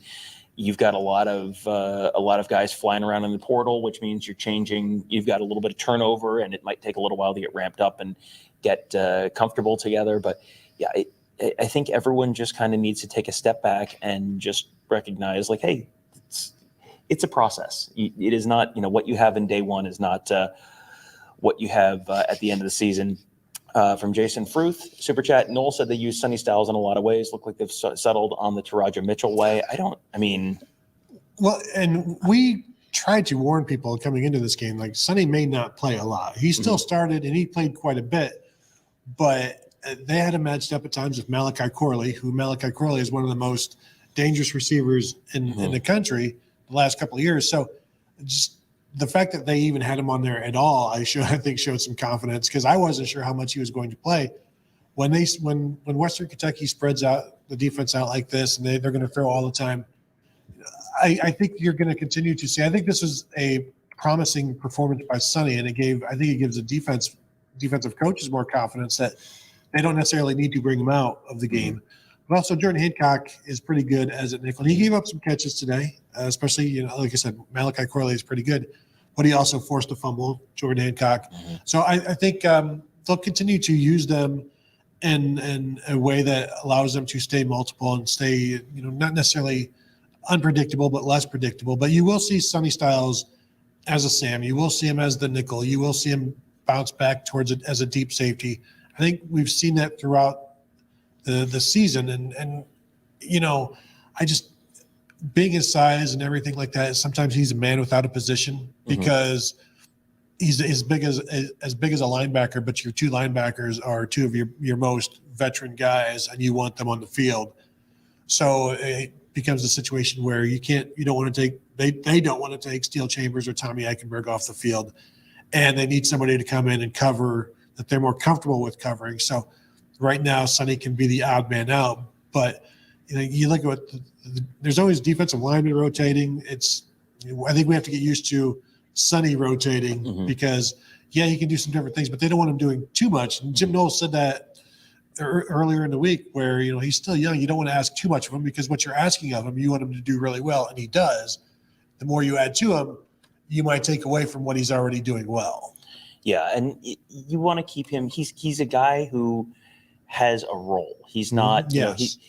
You know, they call him a Swiss Army knife. They call him a secret weapon. But you know, you don't choose to use the Swiss Army knife to open your, you know, bottle of wine or whatever. Like, you could do that, but there's probably a better implement for some of these jobs. That's a very good analogy, Tom. Thank Where did you hear very that? Kevin Kevin raised his hand. Well, that means there's a super chat. Glasswing Butterfly says, please talk about Carnell Tate's play today. So cool. He got a touchdown. We have a picture of that. I don't know if the photo is ready, but I got a fantastic, not to brag, but the camera does most of the work. It's really not me. But yeah, I mean, Carnell Tate he is legit. There it is. Bringing that ball in right at the goal line. That was a nice. I mean, you had a better view of the pass itself, but it was. I mean, he dropped it right in the basket there. Yeah, like I said earlier, it was a C.J. Stroud throw. It was perfect, and it's got Carnell Tate 2 for 40, and also maybe the best play he had was recovering a fumble. Like he jumped in there and he showed how his strong hands. Like that was the Cade Stover fumble, right? Yeah. Yes. Yeah. So that was a great play by him, and just involving himself. And he played pretty early, played quite a bit. And yeah, that was a great catch, really great throw. But just to see him, you've watched him be able to grow. Like remember the first game he dropped a pass, had another one, knocked out of his hands. This one, he looked like a veteran. He looked mature in this one, and I think this is just the start, obviously. Yeah, it is. It is just the start, and this is what a freshman season looks like. You're gonna drop a pass sometimes. Like that was in Indiana, and it was kind of down by the goal line, and like you could tell he was about to feel the contact, and you've been practicing without a ton of contact probably, so he was sort of bracing for the hit and didn't look the ball in, but did it today, and that's what a successful freshman season looks like. You just got to keep improving, keep getting better. Jermaine Matthews, same thing. I mean, he jumped that route. Like they were aggressive. They were willing to take some chances. Steele Chambers jumped a route. They had there's Jermaine Matthews with his pick six. There's him catching the ball, jumping in front of Blue Smith there. That was an impressive play. That's someone being aggressive, not afraid to make a mistake, and that's what you want to see from your young guys. It's not always going to be perfect, but you don't want them playing scared out there, and he's not. Now, those were two turnovers that the defense forced. Another one was Denzel Burke putting his helmet on the football that ended up with the Tyleek Williams touchdown in the end zone. Ultimately, it was one of the longer scrums I can remember without knowing where the heck the ball was going. We got a chance to talk to Denzel Burke after the game about that, about just how he was playing overall. He's been like good this year. So let's hear a little bit from Denzel Burke. Defense now, 3 games in, y'all gave up the 1 touchdown, but then pretty much shut them down for a team that throws the ball around a lot like they do. What's your sense? I feel like we played good, played solid.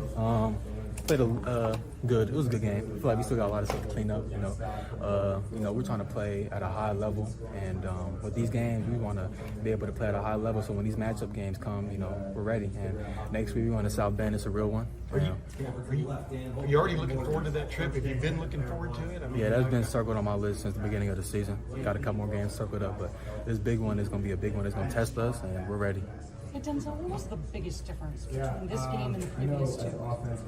They threw the ball a lot. Going to the game, we knew they were going to throw the ball at least 50, 60 times. I don't know. You guys know how many times they threw the ball today? 37. But yeah, solid defense, solid quarterback. I mean, not solid defense, solid offense, solid quarterback, and yeah.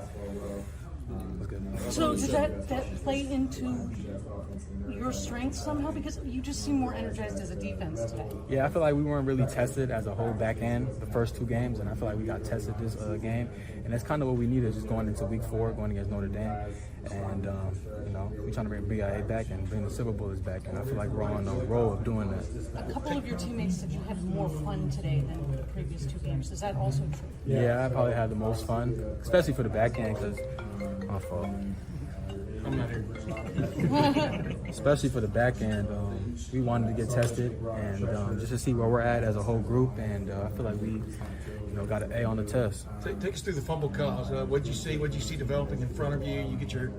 That's probably one of the best ones I've ever had, causing a forced fumble. Kind of just threw my body in there, kind of just see what happens, and the ball came out, and wow. Did you look up and see Tyleek make his dive into the pile? I mean, what was your view of that? I'm like, I seen the ball go in the pile into the end zone. I knew I couldn't get there, but I knew my guys were going to come out with it. And when I seen Tyleek get the ball, I'm like, yeah. Now that that's happened, you'd rather have an interception or a forced fumble? Forced fumble, honestly. Why is that? Just kind of shows my physicality, my toughness, and yeah. This is a team that averaged 11 yards per pass. Today, just 5. What is it about the cohesion between you guys and the defensive line that is keeping this team, high-powered offense, to that number? Yeah, man, the D-line keeps us, makes our job a lot more easier, and the back end, we're just going to do our job, do what we do, and week in, week out, and yeah. What do you think of Jermaine's?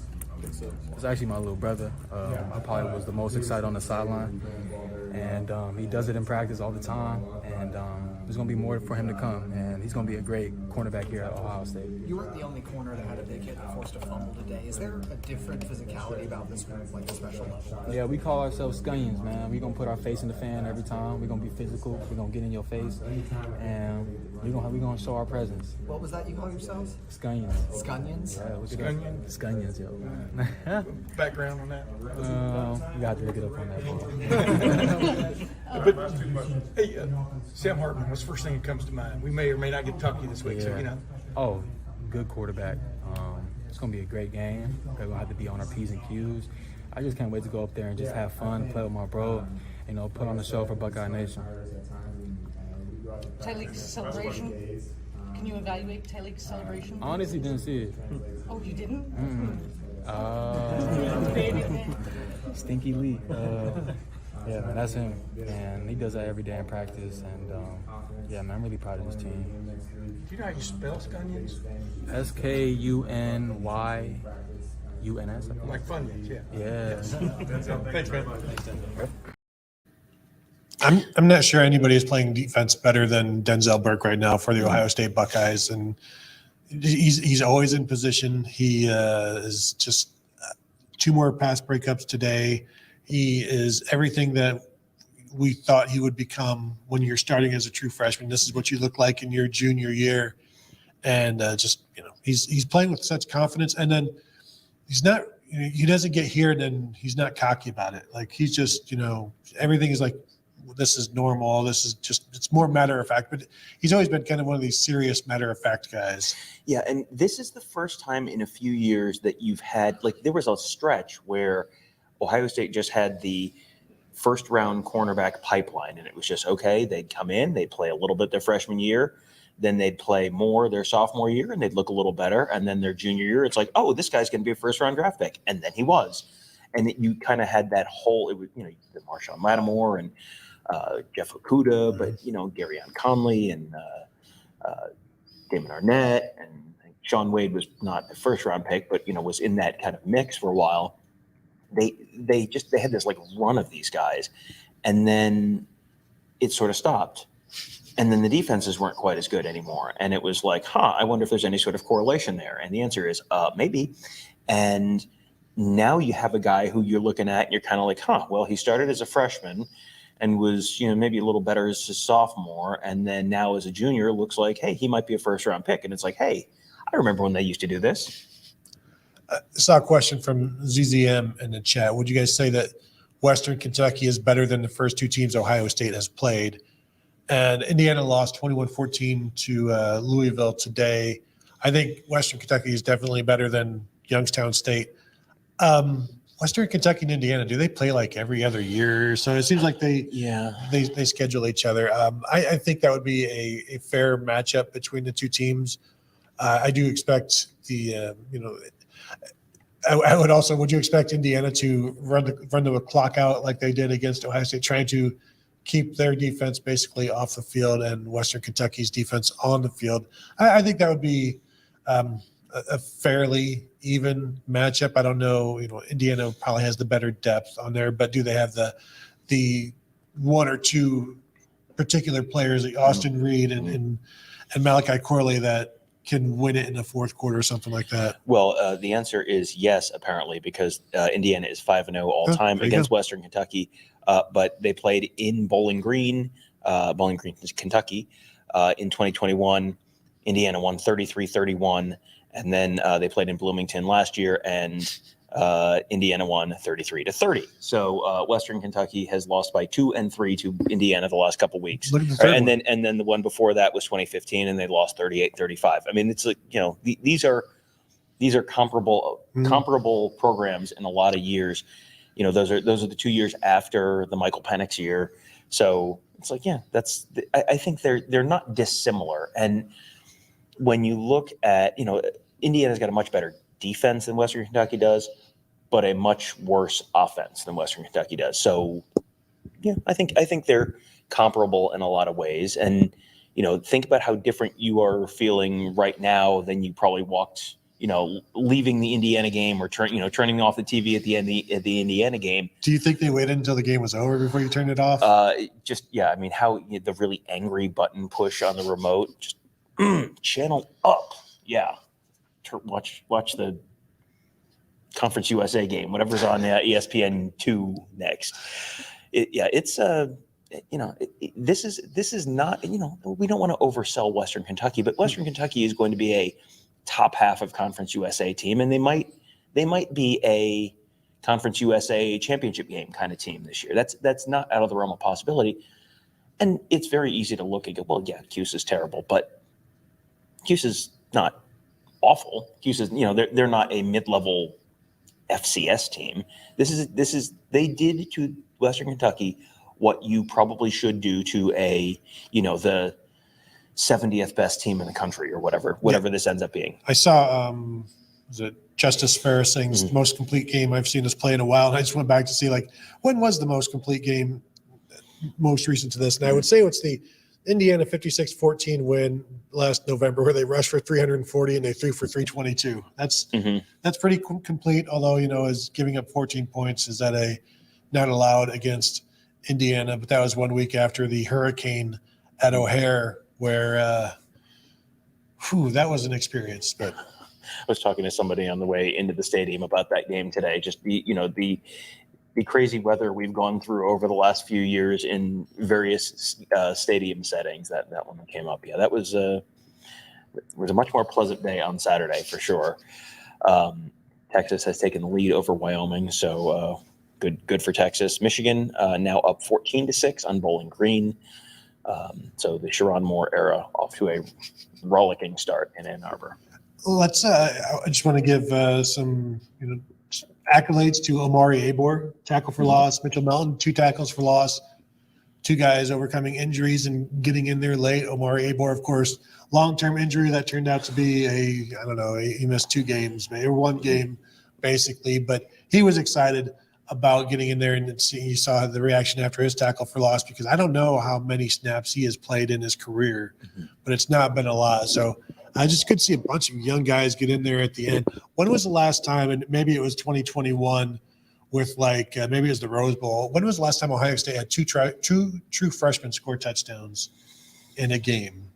Was because I assume perhaps 2021 with Travion Henderson starting and then Marvin Harrison in the Rose Bowl, Who was the game who was the MAC team last year? That was didn't they play Toledo last year and score 77 points? I'm going to guess that 2 true freshmen scored in the Toledo game, because that was TC Caffey scored and TC Ballard scored. Well, he was only yeah. No, I don't know. Dallin Hayden, maybe Dallin Hayden. Yeah. So, I just saw in there Noah Ruggles. I'm pretty sure I saw Noah Ruggles on the sideline today, which, he was there. Yeah. So Dallin Hayden did score against Toledo. He did. So okay, there you go. TC Caffey, Dallin Hayden. And got to see one of longtime friend of the show, one of the great Buckeyes of all time in terms of longevity. Bradley Robinson was back at the game today. Always good to see Bradley. Really, really smart, very, very funny guy, about to finish his PhD, which second or first? As he said when he was announcing he was coming back, lots of people go to school for 7 years. Yeah, they're called doctors. Well, he's going to be a doctor, so there you go. Doctor of long snapping. It was. This was a very complete performance, and you got it in the offense, defense. If the defense outscores the opponent, you've got a pretty good chance of winning. So. Even Parker Lewis got in there at the end, kicking off. I mean, they played just about everybody in this game. So that's except Dallin Hayden. Well, if you play Dallin Hayden over Evan Pryor, then everyone's saying you played everyone except for Evan Pryor. So I get the sense you probably wanted to get Evan Pryor in there after he missed all of last year, and he got 3 carries, 12 yards. You have 5 running backs. You know what they say: if you have 2 quarterbacks, you have no quarterbacks. If you have 5 running backs, holy crap, that's a lot of running backs. That's how the saying goes, and it's true, Tony. Yeah, well, yes, it's true, and I'm assuming each week the back end probably goes up and down in terms of who is 4, who is 5. Stuff like that. And so maybe this was Evan Pryor's week where he was the better guy, and next week, but at this point, I'm not expecting Dallin Hayden to play more than 4 games anyway, because you're going to preserve a red shirt. Not that you're trying to redshirt him, but why play him in this game? And, we saw Kyle McCord played 5 games as a true freshman. That was what's the point of that? And now, you don't expect an Ohio State quarterback to stick around for 5 years, so that's probably good. You're not too worried about that, but there's no point in burning a red shirt for a guy that is for 2 carries in a game against Western Kentucky. Right. When was the last time Ohio State had a quarterback who started and also played 5 seasons? I mean, Joe Bauserman, I think Joe Bauserman was really old, but I don't know. That was baseball. I don't know if he actually had 5 years. It might have been Todd Beckman. JT Barrett. Oh, JT Barrett. Yeah. JT Barrett. Okay. Yeah. But yeah, I mean that, it's not very often that you have that many guys, that many years. Yeah. And when you have somebody who stays for 5 years, it's generally because they're not necessarily an NFL quarterback. It's a Sean Clifford situation. Right. Yeah. We have a super chat, and that super chat is from Mike Farino. I'm very late, but just want to pop in and say it's amazing they're finally putting the pieces together. Was worried they might not before Notre Dame. Still going to be a dogfight, but I'm confident. I mean, I think you now have Ohio State fans going into the Notre Dame game feeling, is optimistic too strong? I mean, I think feeling hopeful. Maybe. Right. Hopeful is a good word. I don't think they're dreading it. That sort of thing where I think hopeful is a good word. Tom, you can do a lot with hope. You can, rebellions are built on hope. It's a Star Wars thing, so obviously that's you know what this is, Tony. We've seen 3 games. So what's next week? Episode 4. And what is that? A New Hope. Look at Tom. Look at me. Nerd. Look at this nerd. Loser. But hanging out with these two way too long. way too long. But yeah, we put lyrics together for the Cantina songs. You guys should write along with us sometime. That is absolutely not true, and I will not stand for it. Coach. So here's one from David Greenshield. Thoughts on the line for next week? I'm going Ohio State -3 because Ohio State's been favored. I mean, they were favored by like a touchdown or 7.5 or something, wasn't it? Or over the summer. I don't know where the line is now. I think it may have been close to 8 or 9 in the summer, but I don't know what it is. Already 3. Buckeyes by 3.5. Okay. I think I'll be somewhere around 3.5. What'd you say, Tom? 3? Pretty good guess. Not accurate, but close. David said that. Oh, all right. Our valued listener. No. Viewer. I thought that was you. I thought those were your words, Tom. I didn't know. I apologize. No. I'm sorry, David. I thought you were Tom. It's the nicest thing you've ever said about any of our viewers. Now who's being mean? So yeah, my 3.5. I think that's a fine number. I'm okay with that. That would be 6.5 point Ohio State at home. That sort of thing. And 3 points is home field advantage. So that's Notre Dame is getting 3 points and they're still favored. They're still a 3.5 point underdog. So Ohio State by a touchdown at home, field goal on the road. I think that's a fine number. I'm okay with that. Frankly, if they wouldn't have played this way, I wasn't going to be shocked if they were an underdog against Notre Dame in this one. And frankly, as I say, again, they should have been an underdog if they wouldn't have performed like this. Yeah, if this was another 31-17 game, kind of, something in that neighborhood, I would probably have picked them to lose next week. Now, I mean, we'll see. I have plenty of time to talk myself into and out of this as we do a week worth of shows on this stuff, and I'll change my mind 17 times. Let this one simmer for a while and see how you feel. But, I'm definitely not going into the week saying there's no way I'm picking this team to win. This is I kind of want to watch. So I want to watch this week's Notre Dame game. I really want to go back and watch the Notre Dame North Carolina State game. I feel like that's we're constantly. This is going to sound like a complaint, and it's not. But boy, Tony, we spend a lot of time at these Ohio State football games, watching these Ohio State football games, which limits our ability to watch other games.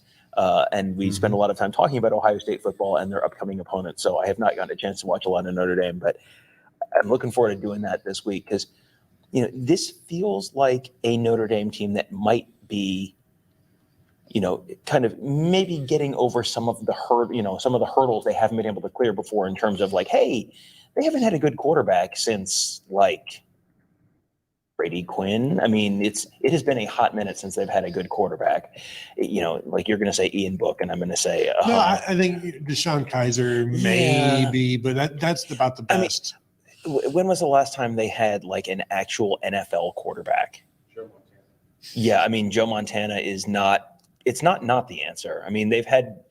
I mean, Ron Paulus won 3 Heismans. Yes. Rick Mirer was the the number 2 overall pick. How did that go? Oh, we're out of time. But they have a legit big time quarterback, and this is he's one of this is Sam Hartman is the fifth-year quarterback who sort of is the exception to the Ohio State rule, where he's a fifth-year quarterback because he's, he wasn't going to be a top 10 pick last year, but he is a really good college quarterback. I also wonder how I think Notre Dame fans are optimistic going into this game as well based on this, but I also think they have the kind of questions that people that follow Ohio State have, like, have we really seen them be tested yet? And what's it going to be like against, as they say, the matchup games? Because that's what this is going to be. That's what Ohio State is talking about, the matchup game. Notre Dame, this is going to be their first matchup game as well. So, And H says we should still be an underdog, which, I mean, I don't know. I mean, we'll see. Take the points. Yeah. I mean, that's how you feel. But I would have been a little bit surprised if Ohio State was an underdog in this one after seeing this. And again, we haven't really seen anything from Notre Dame per se, but also they were not outstanding today against an opponent that is similar to the one that Ohio State played, and Ohio State was outstanding. So I feel like the books are obviously waiting to see how this game this week went for both teams before, adjusting the line. Yeah, so that'll be interesting to see how that maybe moves over the course of the week. It kind of feels to me like whatever that opens at Ohio State 3.5. Like, it just feels to me like that's going to be 4.5 by the end of the week. Like, you look at what Ohio State did this week. I think a lot of people are going to talk themselves into the Buckeyes are back, baby, and you have not seen Notre Dame win this type of game over the years. Maybe they have, they've got the receiver play is better this year. They've got a legit quarterback this year. Second year under the coach is always, almost always better. If it's not significantly better than the first year, that's a problem. Second year under Marcus Freeman, it feels like they're kind of maybe putting things together. I have a feeling by the end of the week, I'm going to come down to the same thing, which is I don't know that Notre Dame can defend the outside skill that Ohio State has, and I don't think Notre Dame can match up with that. I think Notre Dame's going to have Denzel Burke against Notre Dame's top wide receiver is going to be a much better matchup for Ohio State than Marvin Harrison versus Notre Dame's top corner is for Notre Dame. Yeah, and I think you could also throw in Cade Stover being an advantage for Ohio State in the passing game. Mike Mayer last year gave Notre Dame an advantage. I think Ohio State has the advantage there this year, but yeah, it's going to be a fun one to watch. I'm looking forward to it, obviously. And if they can get to Sam Hartman, then that kind of changes everything as well. Yeah, if there's pressure next week, you just need to get one hand on one football. I think it's going to be a relatively close game. So it's going to be, the one receiver who makes the one play, or the one guy who makes the tackle or doesn't make a tackle in the open field, or who gets a hand on a football or doesn't get a hand on a football. It's going to come down to something like that. So yeah, that's going to be Tony. I gotta say, I'm a little excited. I'm a little bit looking forward to watching two of the what is it, four winningest programs in college football history play under the lights in a place they've only played once in the last 90 years. That seems like something that might be good to watch. Might be good to watch. I saw, Kevin, did you throw in there the score predictions? Were you telling us to throw our score predictions up? Because it's way too early. Oh, well, here let's we are getting a look at one of my favorite shots from the game. For the second week in a row, I have a picture of TreVeyon Henderson hurdling a defender.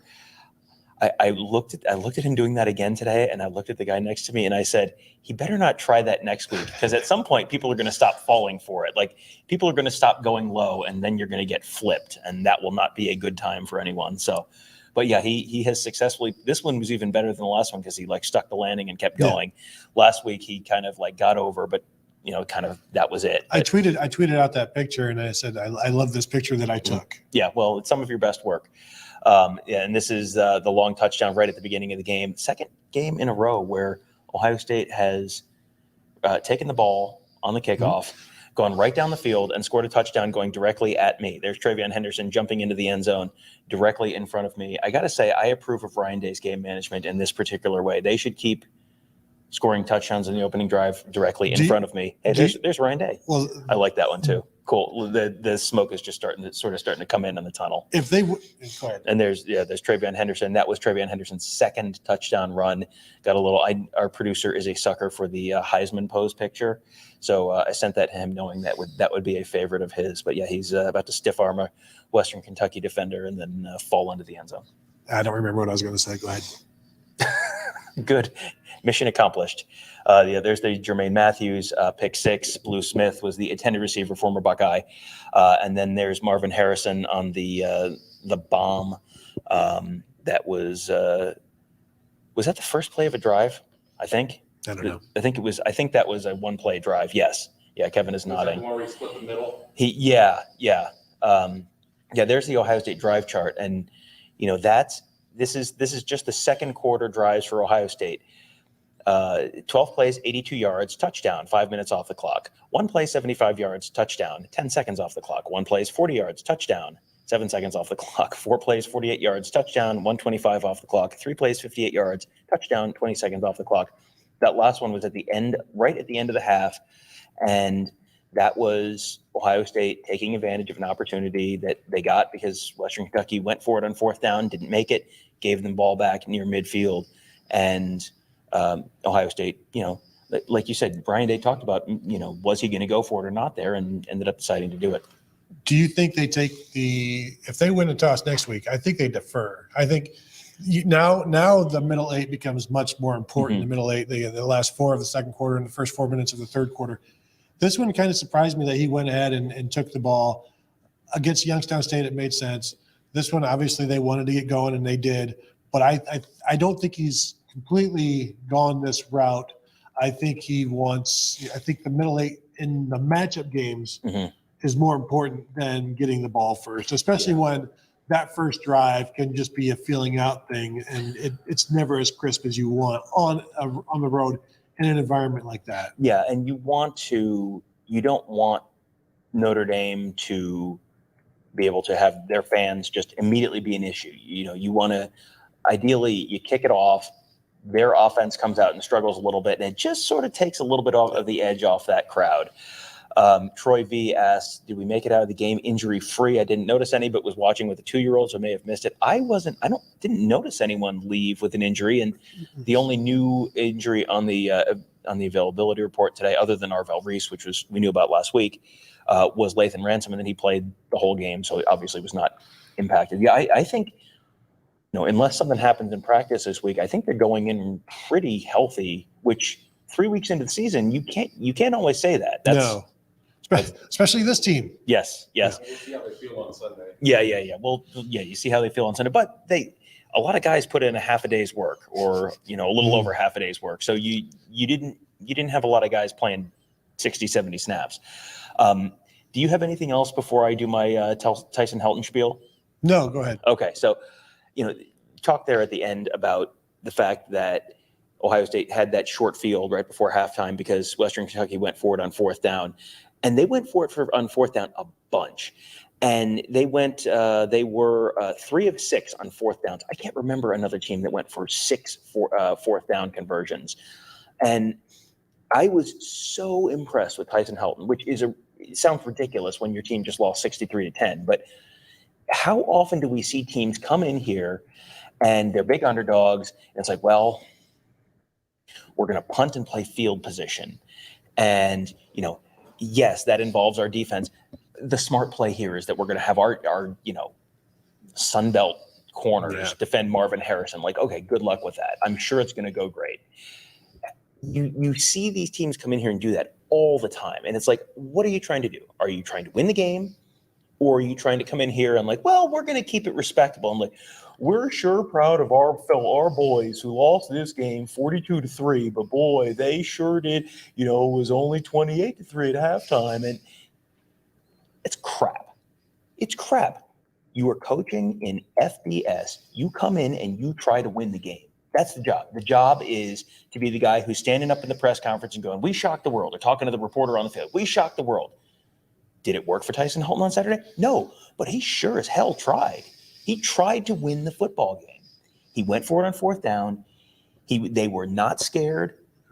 They went for it. They were aggressive. he's not an idiot. He watched film before they showed up. Like he knows that Ohio State's a better team than they are. But he talked about the fact that it was his decision. That's their mentality. They want to come in and win the football game. They don't want to try real hard. They want to win the football game. And I love that. I was so impressed with how he managed the game. Yeah, this is a game where you're not expecting to win, but that doesn't mean you can't continue to build your culture and take your culture into this and take your attitude and your mentality into this game. If it doesn't work this week, it doesn't mean it's not going to work next week and the week after and the week after, because this is who we are. This is what we're going to do. Doesn't matter. And eventually that kind of attitude will win a game like this on the road at a place where you are not favored against a blue blood, something like that. It's because this is how we always play. This becomes muscle memory. This is how we are. This is who we are. And we're not going to change it because of where we're playing. It's the programs that change it because of where they're playing, where you're like, I mean, I don't think that does anything for the players, and it doesn't do anything for their confidence. I think things did not go great, but you're still true to yourself. And so I think you build on that. And we have, I cut a clip, about a 3-minute clip of Tyson Helton at the beginning of his press conference. And we ran it like an hour and a half ago at this point, but I want to play it again for people who maybe just joined us. And then we'll kind of start wrapping up the show, but go ahead and let's run the start of that Tyson Helton press conference real quick. Congratulations to Ohio State and Ryan Day, excellent football team as they showed it on that field today. Big physical football team, got after us pretty good. We came here to try to win. We played on the edge. We did all we could do to try to go out there and give ourselves a chance. And, good football teams don't allow you to do that. And so that's what they did today. They stopped us on 4th down, made us turn the ball over. So hats off to them. They did a nice job. And we'll rebound and keep on rolling. With that said, questions? What do you mean by you were on the edge, playing on the edge? Well, the obvious. I was rolling the dice. I gave them half a field to play with. I'm going for it on every 4th down that I can go for it without being totally dumb about it. Giving our team a best chance to try to win the game. Very easily could have punted it down there and made them go the distance and all those kind of things. But you're not even going to have a chance to be in the game if you play it that way. So I came here to try to win, and our team came here to try to win, and so the scoreboard doesn't look good at all. That's an obvious thing, but not going to play scared either. So if you want to play Ohio State and be in that game, you better live on the edge. So that's what we did. Was that kind of the game plan coming into there? Did you decide that you were going to do that beforehand, or was it kind of on the spur of the moment? Yeah, I mean, it's always beforehand. Obviously, it looked like you guys were certainly in this game going into the second quarter within 14-10, and then just quick strikes, 40-yard touchdown run. Yeah. And obviously, again, turning over on downs, and then they hit you with another one-play drive. They were just hitting you fast. Yeah, no, they did a great job. I think they had 3 one-play drives. I mean, that's bad. It's bad by us, bad defensively by us. We got totally out of sync. We got in a funk in the first half defensively, couldn't rebound. If I could take a positive out of the game, I thought our defense, settled down in the second half and gave up 1 defensive touchdown in the second half. All those points.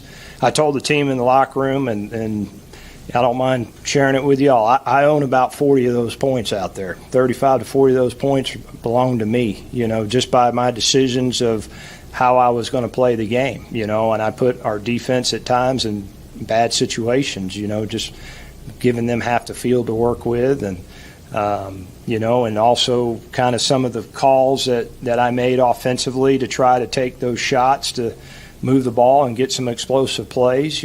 Probably, it didn't work out for us, but at the end of the day, if you're going to be in the game in Ohio State, you better roll the dice and play on an edge, and that's what we did. So I'm not concerned about the score, and the reason why I'm not concerned about the score, because I like our football team. I like the direction we're headed.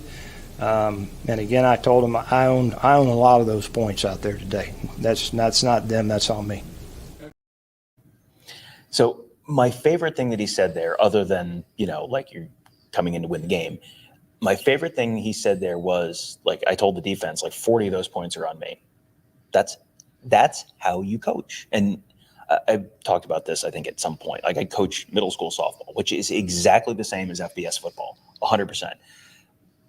But when you're coaching softball, when you're playing a team that's as good or better than you, you have to be aggressive. You have to make the other team make plays. Like, if you're coaching third base, you're going to send someone, and sometimes they're going to get thrown out. And we always say, if you get thrown out, if we tell you to do something and you get thrown out, that's on us. That's our mistake, not yours. That's what he's doing. That's him saying, look, we're going to push it because we want to win. And if we're going to be aggressive, and if it doesn't work out, it's on us. It's our decision. It's not your fault. That's what being a coach is. Like, that is the kind of guy that you should have. Players should want to play for that dude. Tom, he was sending players home from third after a strikeout. Go. It's like, that was a 1, 2, 3, you're out. But yeah, no, I agree. I like the aggression and just the, as you said, we're not going to play scared. So now Western Kentucky week officially over. Welcome everybody to Notre Dame week. And we've got a bunch of stuff planned, as Tom alluded to an hour or so ago. And this is going to be my first time actually like Notre Dame, South Bend proper and campus and all of that. So I'm definitely looking forward to that. Tom, anything else before we get out of here? No, just really, really looking forward to going back to Notre Dame. I've been there once for a game. It was like 15 years ago. And it was during the Charlie Weiss era, which is like, it was like the 3-9 or 4-8 Charlie Weiss team. So it's like, sort of, it was, it was like, well, it's Notre Dame and all the cool stuff, like the land. Oh, like, oh, look, there's the thing I've seen on NBC a bunch of times. That's Charlie Weiss. This is decided televised advantage. This is all of that stuff. Plus, hey, this is going to be a real big football game. And it is going to be, this is prime time, national TV, two teams that are going to be probably top, 5, 10. I don't know where Notre Dame is in the polls. Turns out you don't have to pay attention to the polls. Doesn't matter. Going to be a real big. Two. Going to be number 1 versus number 2. With the way Texas is playing and Florida State played and Georgia played, and Michigan's playing, it might be number 1 versus number 2 by the time the day's over. Who knows? But yeah, I am really, really excited for this. This is going to be a really, really exciting week. Yeah, I agree. And I'm also looking forward to it. So is Kevin. And on behalf of Kevin and Tom, myself, I want to thank you all for tuning in. Thank you for joining us from the outset. As soon as the game was over, you guys were here, and we do appreciate that. Thank you to those of you who stopped by. Thank you for the super chats, regular chats, all that good stuff. I want to remind you to find us at BuckeyeHuddle.com. Become a member. That's a great way to support us and help us out. And in terms of all of the podcasts that we do, obviously you've got this one, the Buckeye Weekly Podcast, that you can find on all of your platforms. Tom's Buckeyes Tomorrow Morning every day on all of your platforms. Kevin's Big Me Kickoff, find that on all of your platforms. New podcast, Calculated Risk, with Tyler Shoemaker, and Kelly Ford on the analytics and the numbers and the power rating side. The Daily Huddle with Garrett Seawright as well. All kinds of stuff. So just search Buckeye Huddle wherever you can search anything. Search Buckeye Huddle. You'll find some stuff there. So thank you all for tuning in, and we'll talk to you guys later.